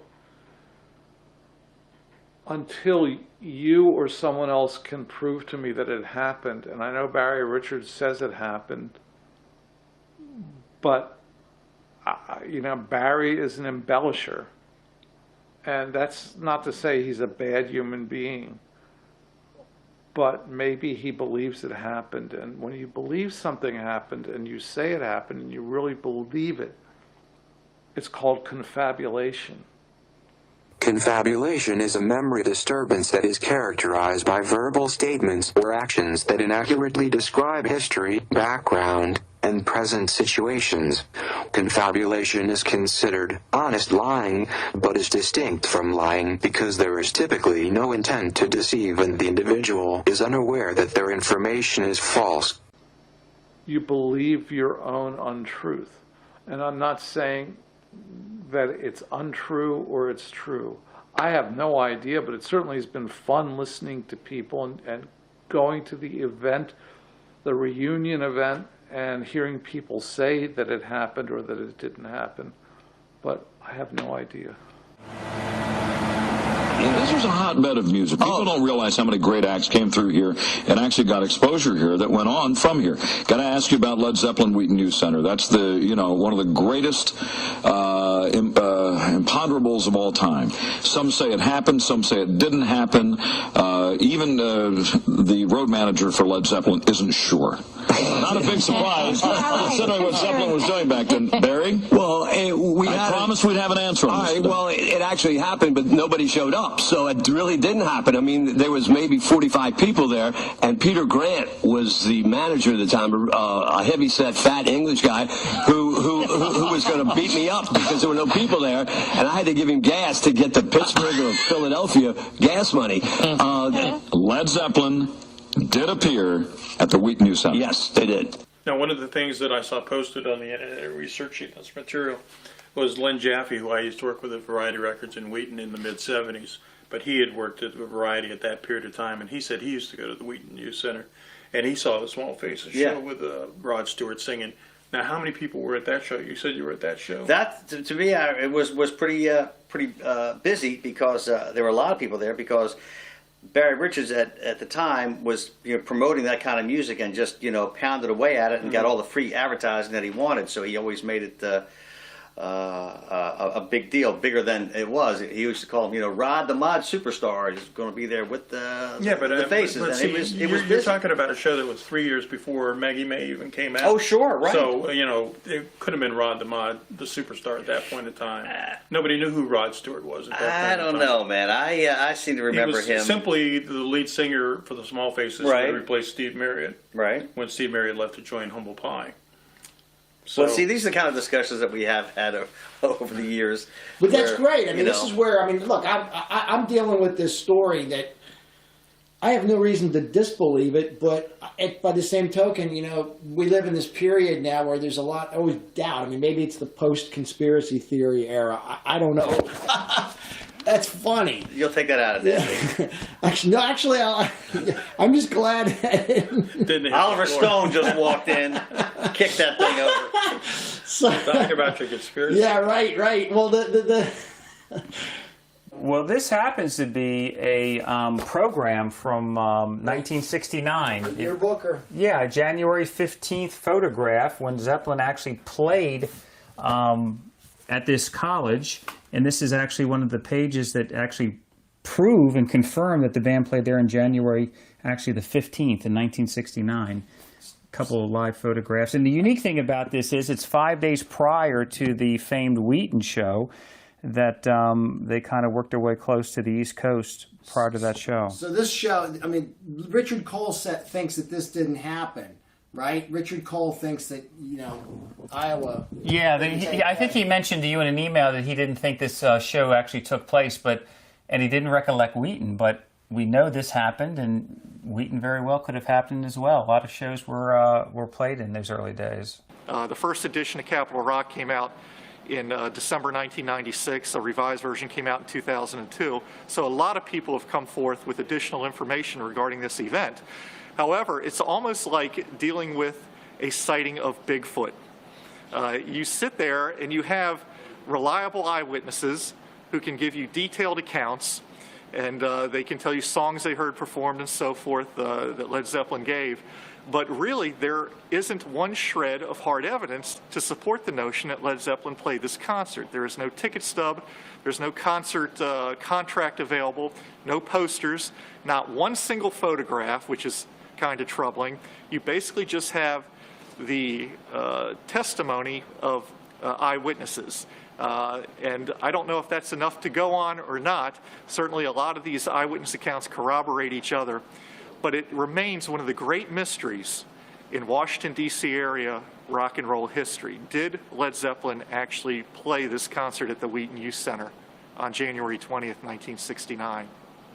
The mystery continues. There's still no definitive. There's still no definitive proof. As a piece of Washington musical history, it's important to know whether that happened or not. So there are skeptics like me who don't necessarily believe in Bigfoot. But I do believe there's life on other planets. So I could go either way. But until somebody proves it to me, until we go to another planet and find that life, or until we find somebody who has photographic evidence of the New Yardbirds playing there at Wheaton Youth Center, I don't necessarily believe it happened. Do you remember the rock concerts that were at the Kennedy Center? I remember Pink Floyd. At the Kennedy Center? I'm pretty sure. Really? Yeah, because they were doing a quadraphonic thing.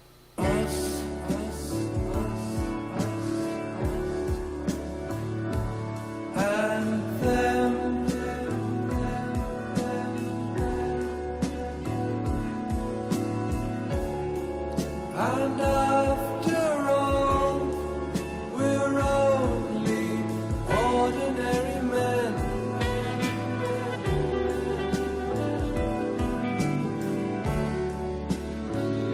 I always hated the Kennedy Center. It was just a terrible place to see a concert. You know, because you didn't feel like you could cut loose or have fun. Parking was a bitch. Mikey, call me immediately. Thank you. And then Keith Jarrett, we sold out at Kennedy Center, and I did that several times. Kennedy Center shows? Mm-hmm. What kind of shows would you bring to the Kennedy Center? They had to be light rock or jazz. I mean, certainly there would not, there would not have been any audience problems. Yeah, no? I guess no more than any usual. Well, who's going to riot at a Procol Harum show? At some point, the Kennedy Center decided, well, we don't, we want to be a cultural center, not a rock center, and I don't think that they necessarily considered rock to be part of culture, so. President and Mrs. Nixon are to make their first visit to the new John F. Kennedy Center for the Performing Arts tonight for the opening of the concert hall. Last night, the Nixons turned over the presidential box in the Opera House to the Kennedy family as the whole center was opened formally for the performance of Leonard Bernstein's new Mass. Barry Seraphin was there. A glittering crowd of 2,200 and an army of reporters turned out to see the $66.5 million Kennedy Center come to life.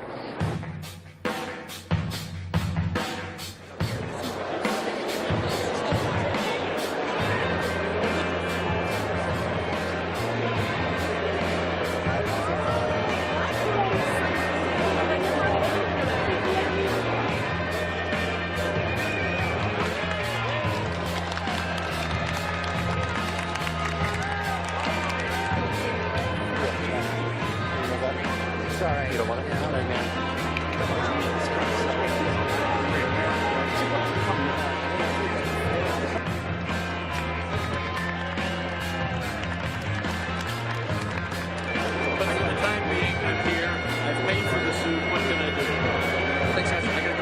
David Letterman drank in the irony as he walked the Kennedy Center red carpet, one of this year's Kennedy Center honorees.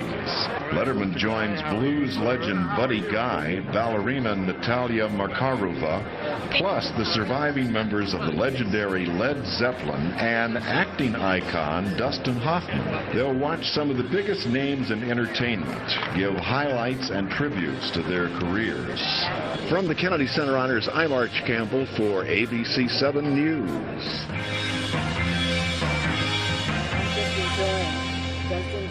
Who else are you? How about anybody else? Oh, we love them all. I mean, how about that? Led Zeppelin, the rest, and Dustin Hoffman. Who else are you excited about seeing? Well, I guess for me, Led Zeppelin, it's pretty wild. I'm pretty blown away that they're going to be here. You have a favorite Led Zeppelin song? No, I could never pick one. No, never. I've got many. I did many terrible things to Led Zeppelin music, and I won't bore you with now.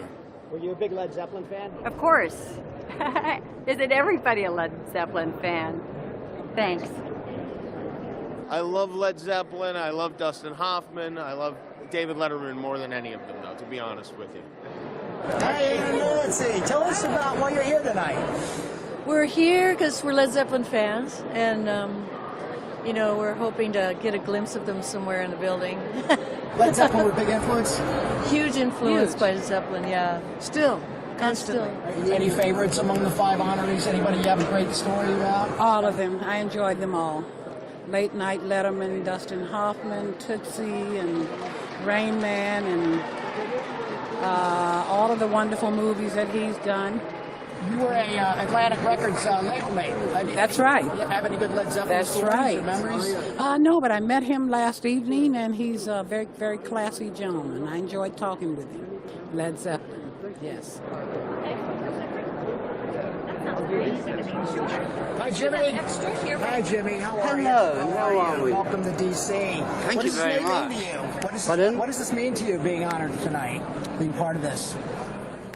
Well, it's something that I would never have believed possible.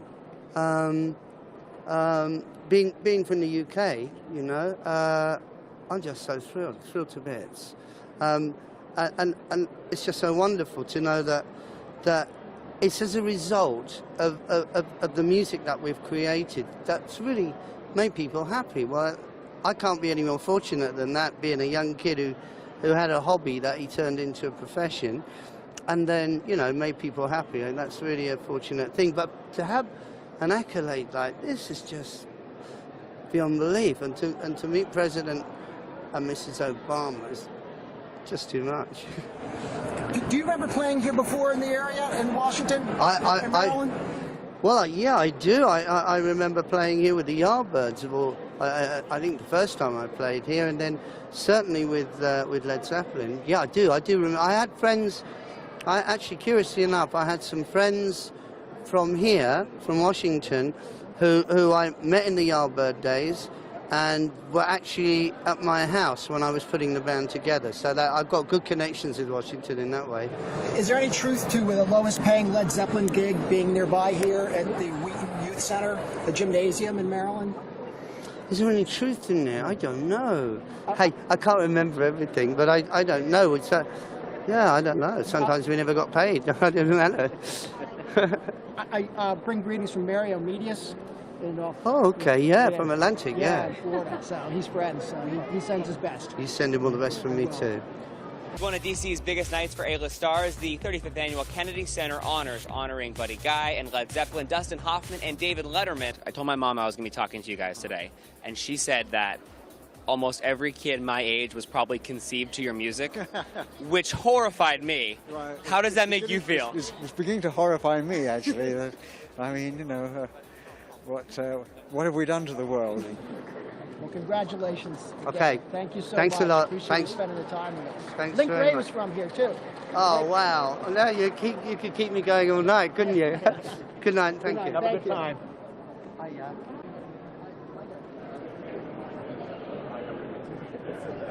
Dave, hi. Dave, tell us about you're here for Led Zeppelin, right? Yes. Yeah. Do you have a favorite Led Zeppelin experience? Oh my God! Well, I got to be in a band with John Paul Jones a few years ago. So we started a side project band called Them Crooked Vultures, and every night I got to play with John on stage. And you know, I grew up learning about music and listening to Led Zeppelin. That's how I became a drummer, by listening to Zeppelin. And so every night I had him with his head in my drum set, like challenging me to take it to a place I'd never taken it before. And that's what Zeppelin was all about. But yeah, I mean, I have Led Zeppelin tattoos, you know. I'm not going to show them to you, but I have more than one. Can you ask John Paul Jones a question if he remembers playing at the Wheaton Youth Center in Wheaton, Maryland? Really? Yeah. Wow. In front of 50 people on Richard Nixon's inauguration. It was allegedly Led Zeppelin's lowest paying gig ever, $200. Wheaton, Maryland. Yeah. What year? January 20th, 1969. I'll see what it says. Okay, thanks. Yeah, all right. Thank you. See you. Take care. Thanks.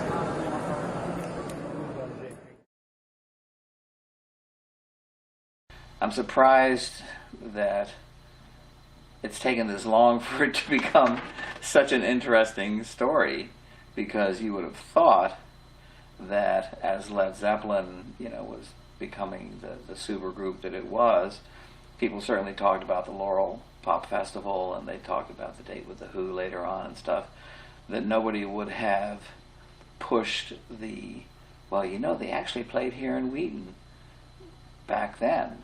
So what's the earliest instance that you found of anybody making any reference to it?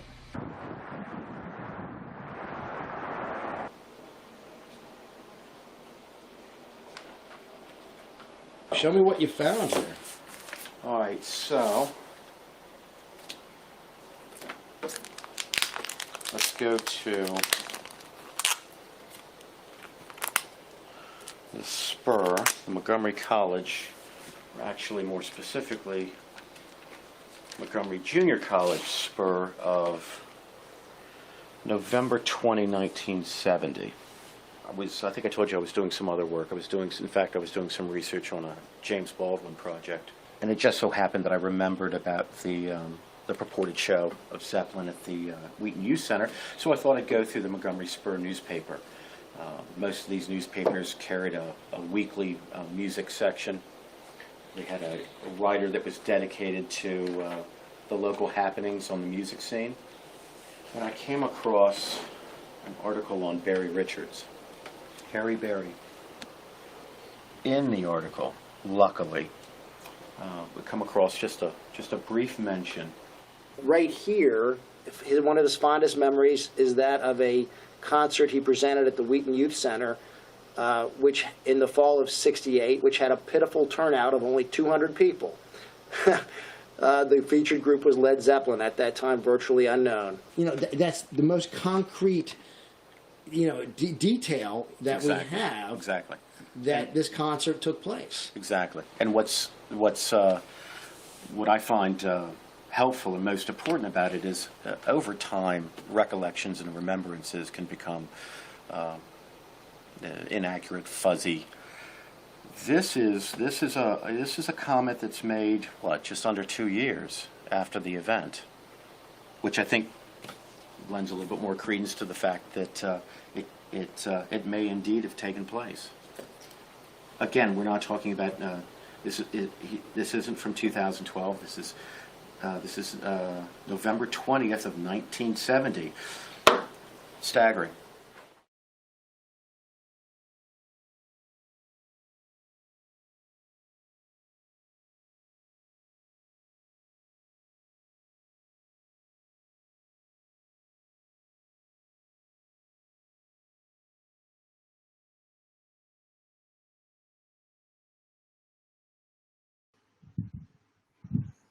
All right. Yes. All right. Hey. I believe. Yeah. I believe. Hey, let's sing the music that's up right now. You play. But anyway, we'll sing along. It's not Led Zeppelin. It's not Led Zeppelin, believe it or not. Yes. Yeah, it's bots are coming in us, which is why it's not playing on screen. Anyway, Jeff, you're right. We'll let the credits roll because there's a narrative that goes with these credits. It's an epilogue, Well, Let's go there. of course, there's an up. We can talk about it. We can talk. We can start the conversation. The We started. We're live. Right, we are live. Yeah. We're live, John. Hi, Yeah, guys. we're live. We're live. I'm going to introduce Hi, everybody. quick. I'm going to introduce you guys really quick. These are my two superhero filmmakers. I cannot begin to express how hugely influential Heavy Metal Parking Lot was, and all of the subsequent Parking Lot films, and Borg Night on the Bus, and everything else through Led Zeppelin played here. John Heyn, who is to my wave, John. Wave. Hey, Yeah. I'm down here. And Jeff. I'm in the lower left-hand Brady Bunch box here. Hi, everybody. So thank you guys so much for doing this. I mean, you've probably, seen that film a couple times. Couple thousand times. Couple times. And Well, we're in actually, which film we've seen? But Heavy Metal. If we're talking about Heavy Metal Parking Lot, Led Zeppelin played here, is still running up there with the credits. But we, for time's sake, we wanted to start the conversation. And Jenny, thank you for inviting us to do this here on the Rolling Live Studios. You've been a great supporter and a great friend to our work, and really, really appreciate it.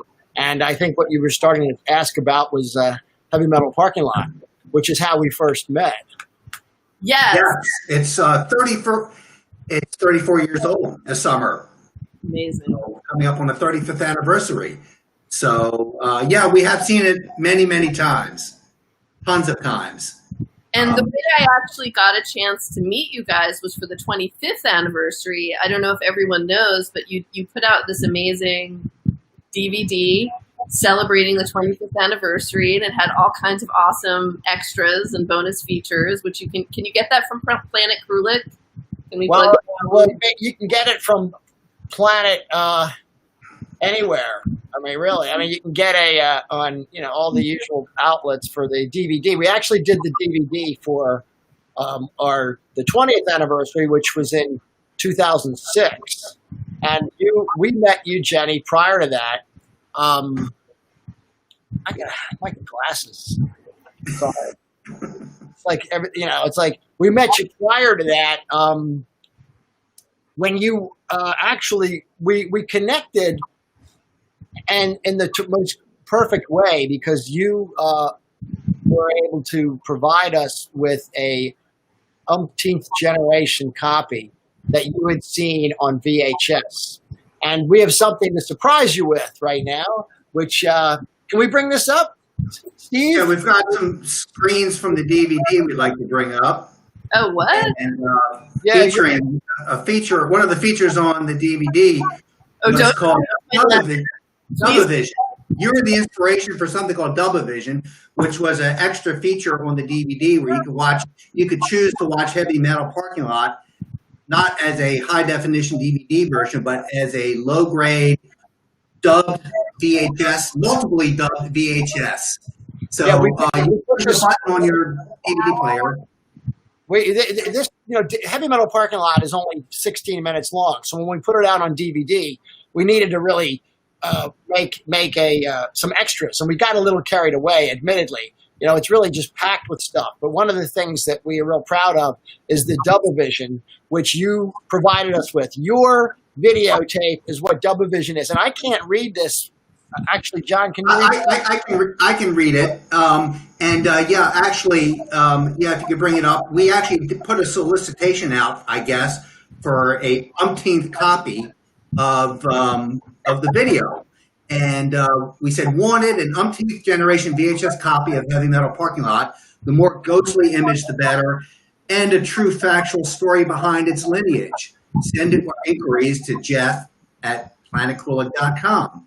So right on the DVD menu, it says, Jenni Matz sent a videotape and her story. And here's your story, Jenny. No. Yeah, from the early 2000s. I first saw Heavy Metal Parking Lot in a friend of a friend's crack house basement in North Carolina in 1996, not far from the original Krispy Kreme store. I had just done my first gravity bong, and I was flabbergasted by the video.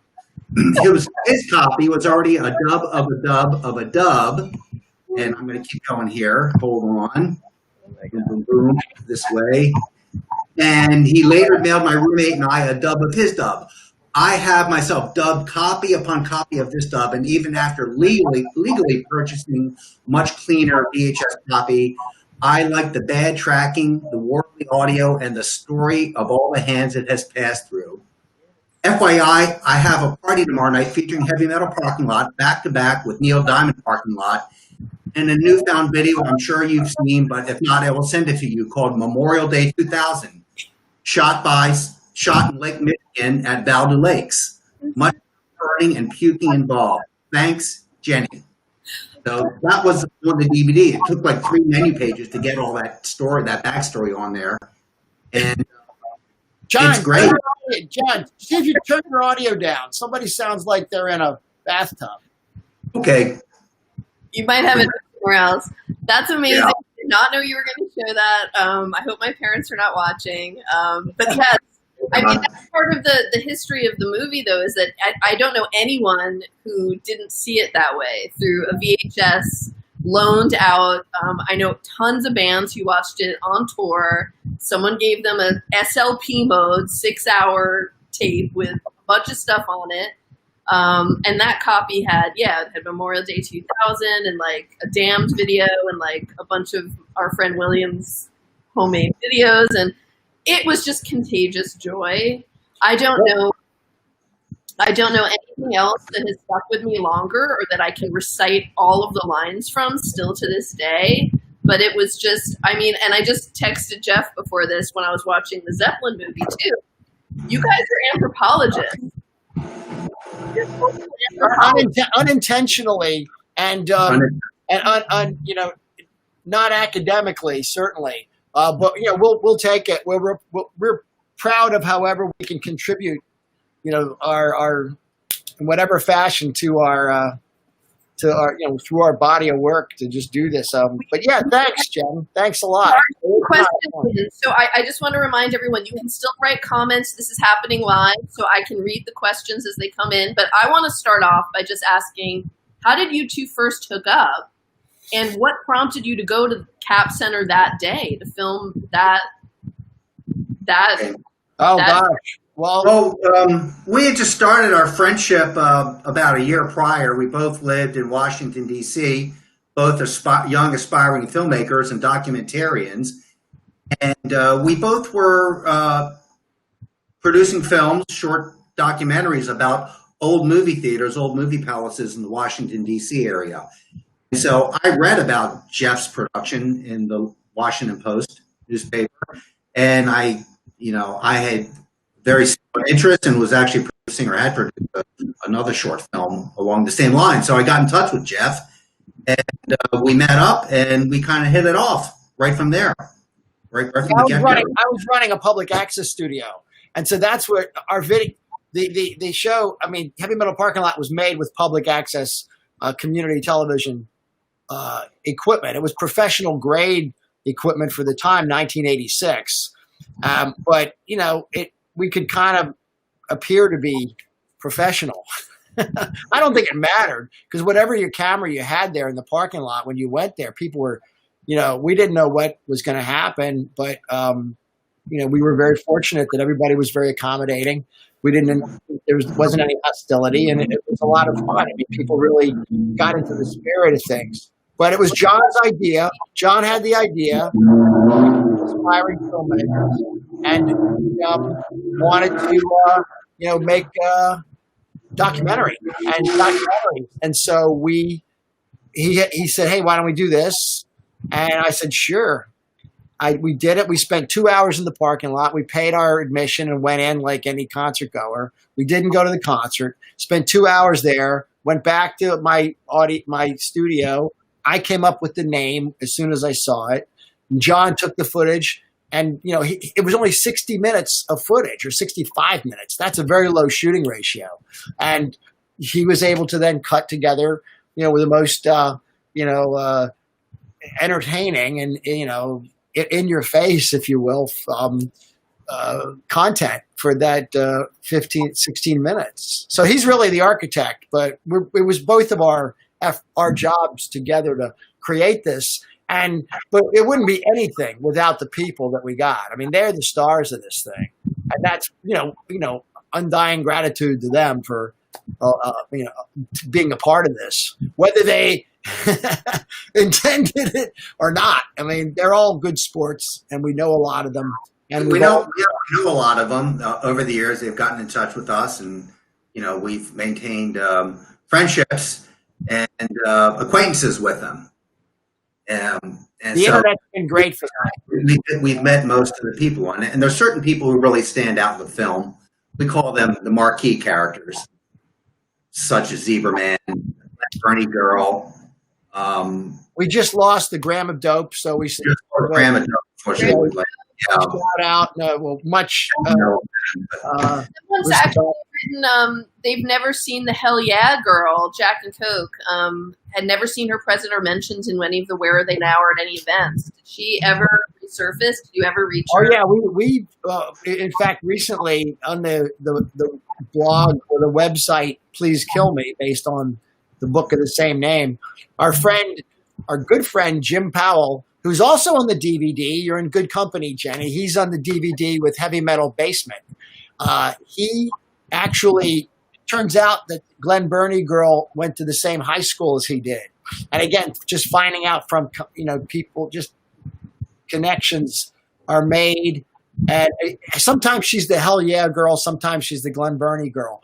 But Jim was actually able to get in touch with her and talk to her and discuss her appearance, which she was aware of. But, pretty much, just going on in her life, as so many of the people that we've immortalized in the few moments on screen. And anyway, but that's you can read about Jim's, talk with her on, if you just Google, or write to me, write to us, write to any of us, we'll direct you to that link. I'm just curious, what prompted you to go that day to the Judas Priest show? Did you select that show? Was there any intention in your mind of what you were going to encounter? Well, since John and I weren't heavy metal fans, it just was good fortune that we picked that oeuvre of music. Really. Well, we were going to do heavy metal, John. You had the idea to do heavy metal. It just happened to be that it was a Saturday night in May 31st. Yes. It just worked out. It was the convenience factor. Basically, Headbangers Ball was happening. When I say we weren't fans of heavy metal, we weren't dismissive of heavy metal. We were music fans and we were concert fans. We knew what a scene could be like at a concert, certainly at the arena that we grew up going to. And it's basically archetypal. It's like everybody has an arena like that wherever they grew up. So, but John, we focused in on that particular night. It could have been any band. It could have been another band. We're very fortunate that it was Iron Maiden. And that's the really, God, geez. I told you I'd get a little off the rails. I knew this was going to happen. Sorry. See, I can't. It was Judas Priest. We're very fortunate it was Judas Priest. Yeah. And they, so many. But it was really just dumb luck, good dumb luck. But we were going to do. But it was. I think specifically that Saturday in May 31st, 1986. So that weekend, Memorial Day as well. Was that Memorial Day weekend? May 31st. I don't. It wasn't. You know what? It was close to it. I think it was perfect summer evening. I want to know. You guys obviously are lovers of music. What was the first concert you went to? Memories. Well, this is kind of embarrassing. I was 15. I saw Sha Na Na, and Rush opened for them. That was really at the University of Maryland, Baltimore County Gymnasium. Berserk. But I don't know. I was I was a pretty big metal fan as a kid. And, you were? I had good taste. No, metal fan. Like my first metal album was maybe Mountain. Okay. heavy metal, but it was hard rock. You liked hard rock, you know? Yeah, Led Zeppelin. I had the Led Zeppelin, I had Stairway to Heaven album pretty early on. Yeah, that's the only one I had growing up. Yeah. I had that one.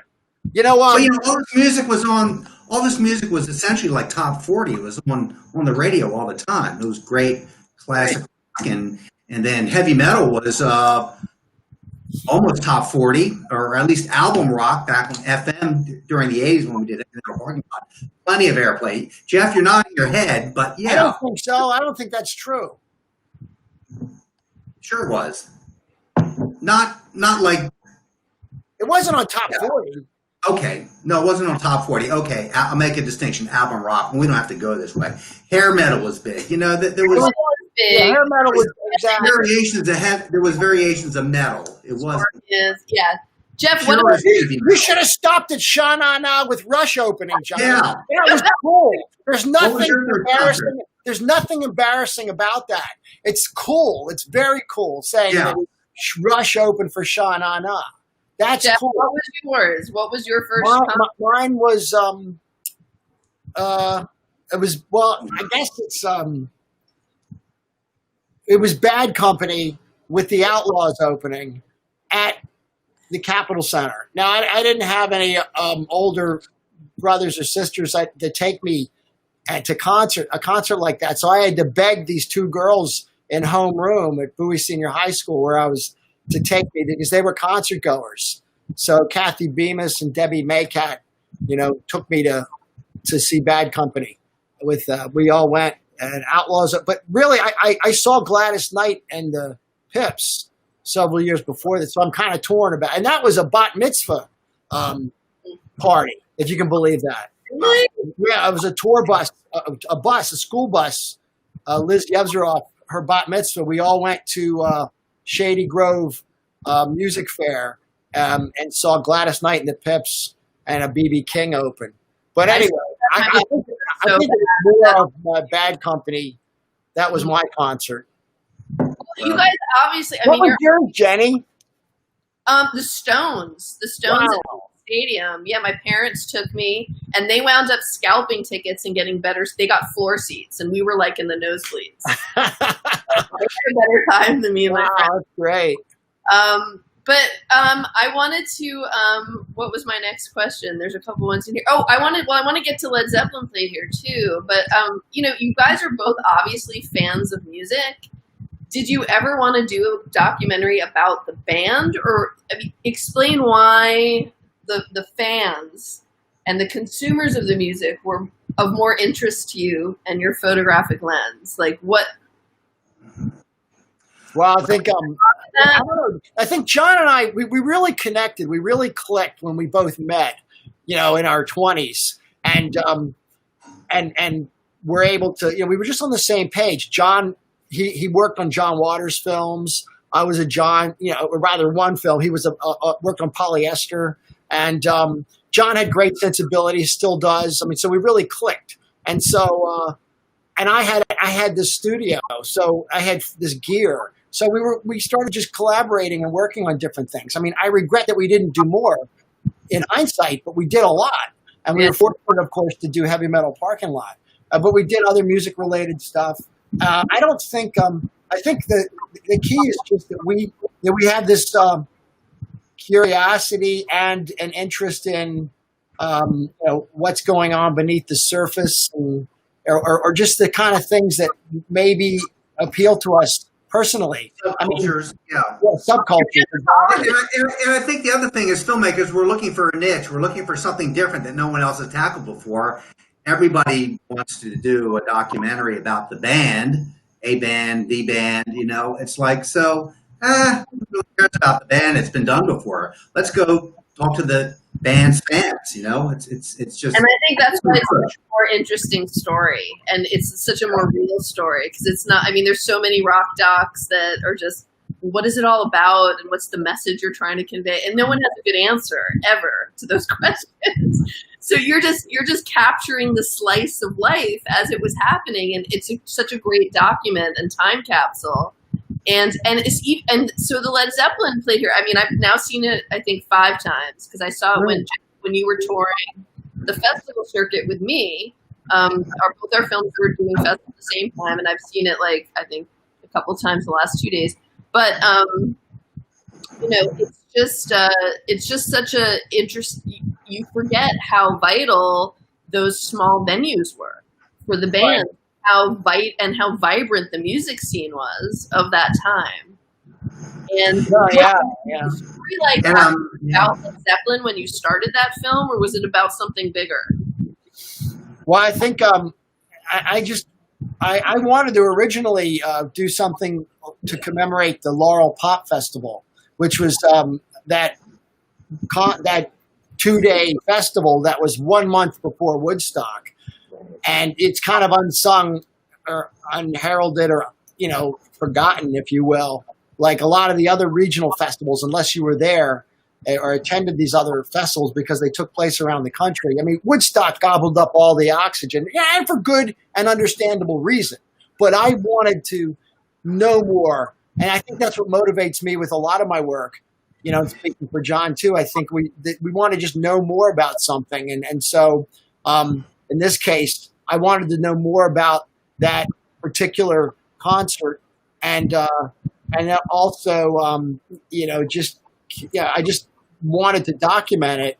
And in the process, I discovered, because it wasn't really, I didn't intend to do something about Led Zeppelin, but I think when I found the Wheaton Youth Center, it was frozen in time. It still looked the same as it did when it opened in 1963.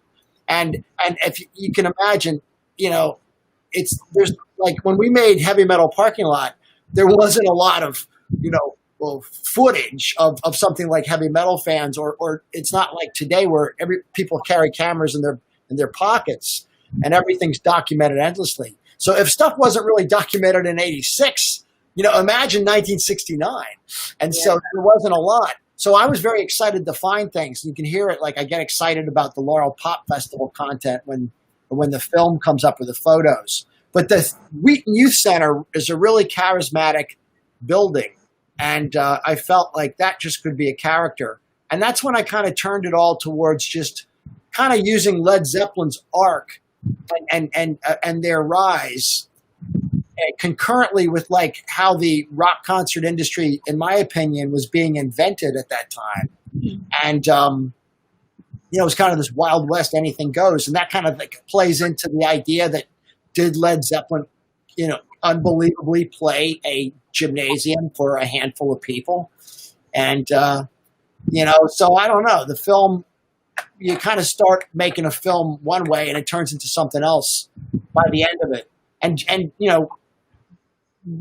John played a key role in, the sequence at the Kennedy Center, which we could endlessly deconstruct that. But we questioned about that actually, and I already know. I would like you to tell the story though, both of you. Pizza Dude, did you guys try to get hold of Robert Plant? He seems much less fried than Page. So do you want to explain why? Is that a question? That's great. Great. Well, we were fortunate that that it was happening in the first place. That this was the year. This was when Led Zeppelin was getting honored. And I remember when this first happened, John's like, "Okay, we got to do this. Go down there." And I'm like, "I can't handle this. I can't handle this. I wish it wasn't happening," because I didn't know. I mean, it just seemed very daunting. But what was incredible good luck was getting a job working for the TV show Extra.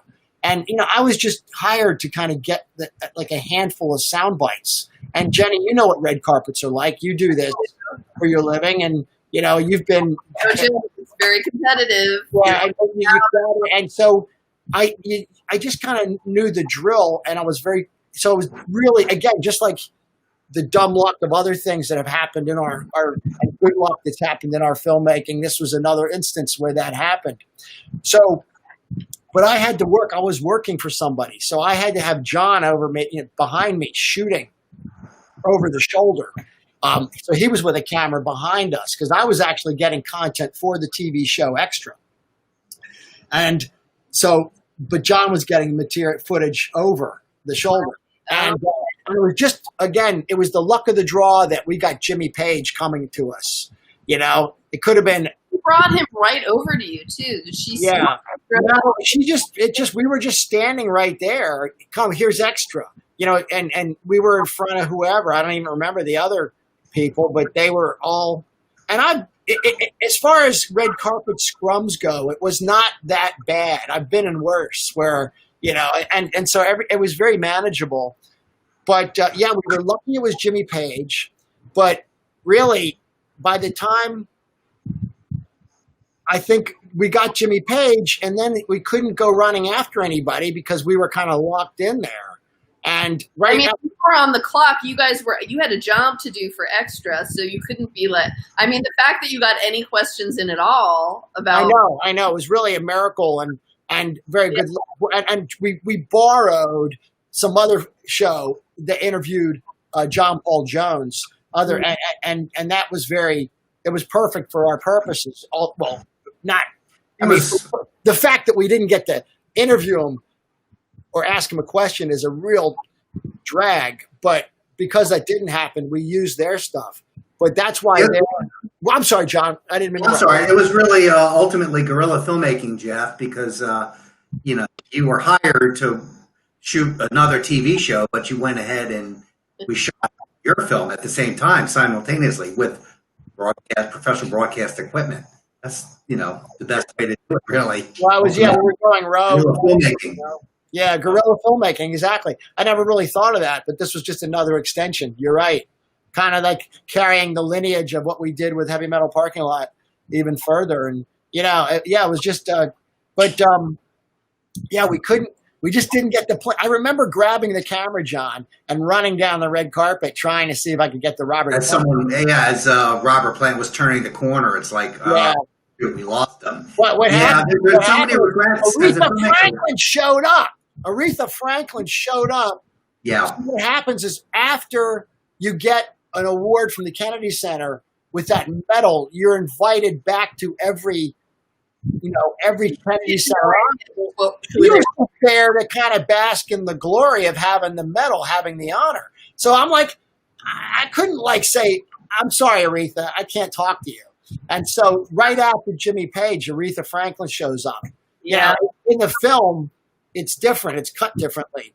But, and so I'm like, oh my God, I couldn't get to Robert Plant. But again, we were very fortunate that we had some time with him. He wasn't dragged away. And that's also why I asked the question right away, you know, just because I knew the potential. But if it wasn't for John shooting, we wouldn't have anything. Yeah. So hats off. There is another question Brian asked, did Dave Grohl ever get back to you? I can definitely predict the answer to this. No. And he didn't know. Now, what's interesting is Dave Grohl gives you a quote on the Heavy Metal Parking Lot DVD that it was like he watched it in the van all the time. When he was on stream, and like he loves Heavy Metal Parking Lot, but you didn't self-identify as I know, we didn't do that. You were just the extra guy. Yeah, exactly. I that would have been it would have been too much of a mind fuck. It would have confused them completely, I think. So, Me probably too. a good idea. We had such limited time. And we were also, I mean, it just didn't seem like the place to kind of go there, you know, because I really needed, much like I needed to get Jimmy Page to give me exactly what I needed. I needed Dave Grohl to give me exactly what I needed. Paying for your paying gig. And what I love about that is his reaction, you know, and because I knew in my head that Dave Grohl's from the area. That's why I knew I could go in and give him that and kind of, you know, tee him up for that. And that's what I was fortunate, you know, because I love the eyes. I just loved his reaction to that because it's so preposterous an idea that this could happen. Very curious. He was like, well, because I had to. I mean, I knew that he's from here, but I had to put on the screen that Dave grew up nearby. And again, John, you're shooting that, man. Good job, because you got up right into his face. Yeah, you did. So it's like, and I think that's where John and I, we have to kind of be in lockstep and sync, you know, and kind of think the same way. But that was really, you know, so that was really important to get more than me kind of just getting him to say something about Heavy Metal Parking Lot. what would he have done? Oh, cool. That's it. He was there to go sing for, those. He had a lot on his mind too. But he is a fan of Heavy Metal Parking Lot, and I don't think he's ever seen Led Zeppelin played here, and I don't think he's ever talked to John Paul Jones. But it's kind of like the end of Planet of the Apes. Dr. Zayas says, "Don't look for it, Taylor. You might not like what you find." Maybe they won't give you. Maybe he's going to just shrug his shoulders and say, "Nothing. I got nothing for you." Yeah. Yeah. So I'm real happy. Does it matter to you the answer? Like if some like a ticket stub show. I mean, there are no ticket stubs from that, but if any. I would love it to know something concrete, because there's still naysayers. There's still people who just emphatically will not believe it, and mainly on the obvious place like Facebook. You just hear or Led Zeppelin fan sites, of which there's a gazillion. I love the guys from Barcelona Productions, from the promo guys. Those were some of my favorite characters.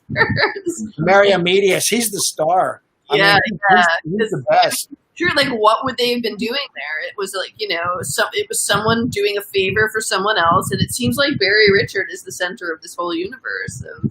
Yeah, well, there's a lot of things going on here, and which again, you just don't really know until you kind of see it all in the total package.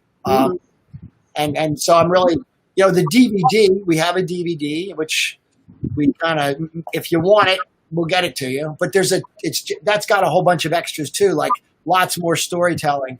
We don't, we'll talk, but it's not, we don't have it commercially available. I'll say that. For obvious reasons. Yeah, for obvious reasons. Yeah. You guys seem to have overturned every stone, like every lead that there was, every person that could have shed light on it. Is there anyone you didn't get that you wanted to track down other than the band? Wow. No, I think we got everybody outside of just other. When we could have done more. I mean, it's just because we're very economical amount of interviews, because. And a lot of the different interviews, like when I interviewed Richard Harrington, I knew I wanted him to talk about the Kennedy Center because that was factoring into the story. Do you know what I mean? And Michael Oberman's, I couldn't have predicted that he was going to talk about James Brown playing at this, high school. And I had then gotten, I forget the sequence, but the photos of James Brown just came from just somebody volunteering them. After we were, put the word out at the Wheaton Youth Center. So a lot of this was just all these different ingredients were just kind of going into the mix. I don't know, John. I mean, what do you think? I think the only interview you don't have is someone who took a picture. Some Polaroids or Instamatic photos there. That would have been. Yeah, well, that's not going to happen. I shouldn't say never. I will say this. It could. Now, I spent a lot of time researching the Wheaton Youth Center and the concert and band scene there. And I had never seen any photos of any national acts until recently. So things and it was Rod Stewart, the Faces. It was that they were there. There's pictures of them on stage. And that came about, in recent vintage, not when I was doing recent years. Yes, so stuff could still turn up. There still could be a diary entry. There still could be, those pictures of when I was making the film, there was just that one picture of Iggy Pop. Of Iggy and the Stooges, or the Stooges. I mean, I don't want to get into that, deconstruction. And then at the end, the pictures that Richard Taylor provided that we then put in the very end, anyway. Which are amazing. So listen, we're out. I know we're out of time. They gave us till 10:10 wins. Oh my God, he's melting. If anyone wants to read, see the film, get the film. PlanetKrulik.com. We plug that. Right. Krulik? Well, it's not Planet Krulik anymore. I don't think it's just Jeff Krulik. Yeah, and there's also HeavyMetalParkingLot.com. Yeah, stream it on Amazon. You're fine. There's a DVD available. There's just a .com for anything, really. Just Google it. You'll find us. You'll find John. You'll find me. Find you, Jenny. Ever see the Heavy Metal Parking Lot? Do you know? Oh gosh.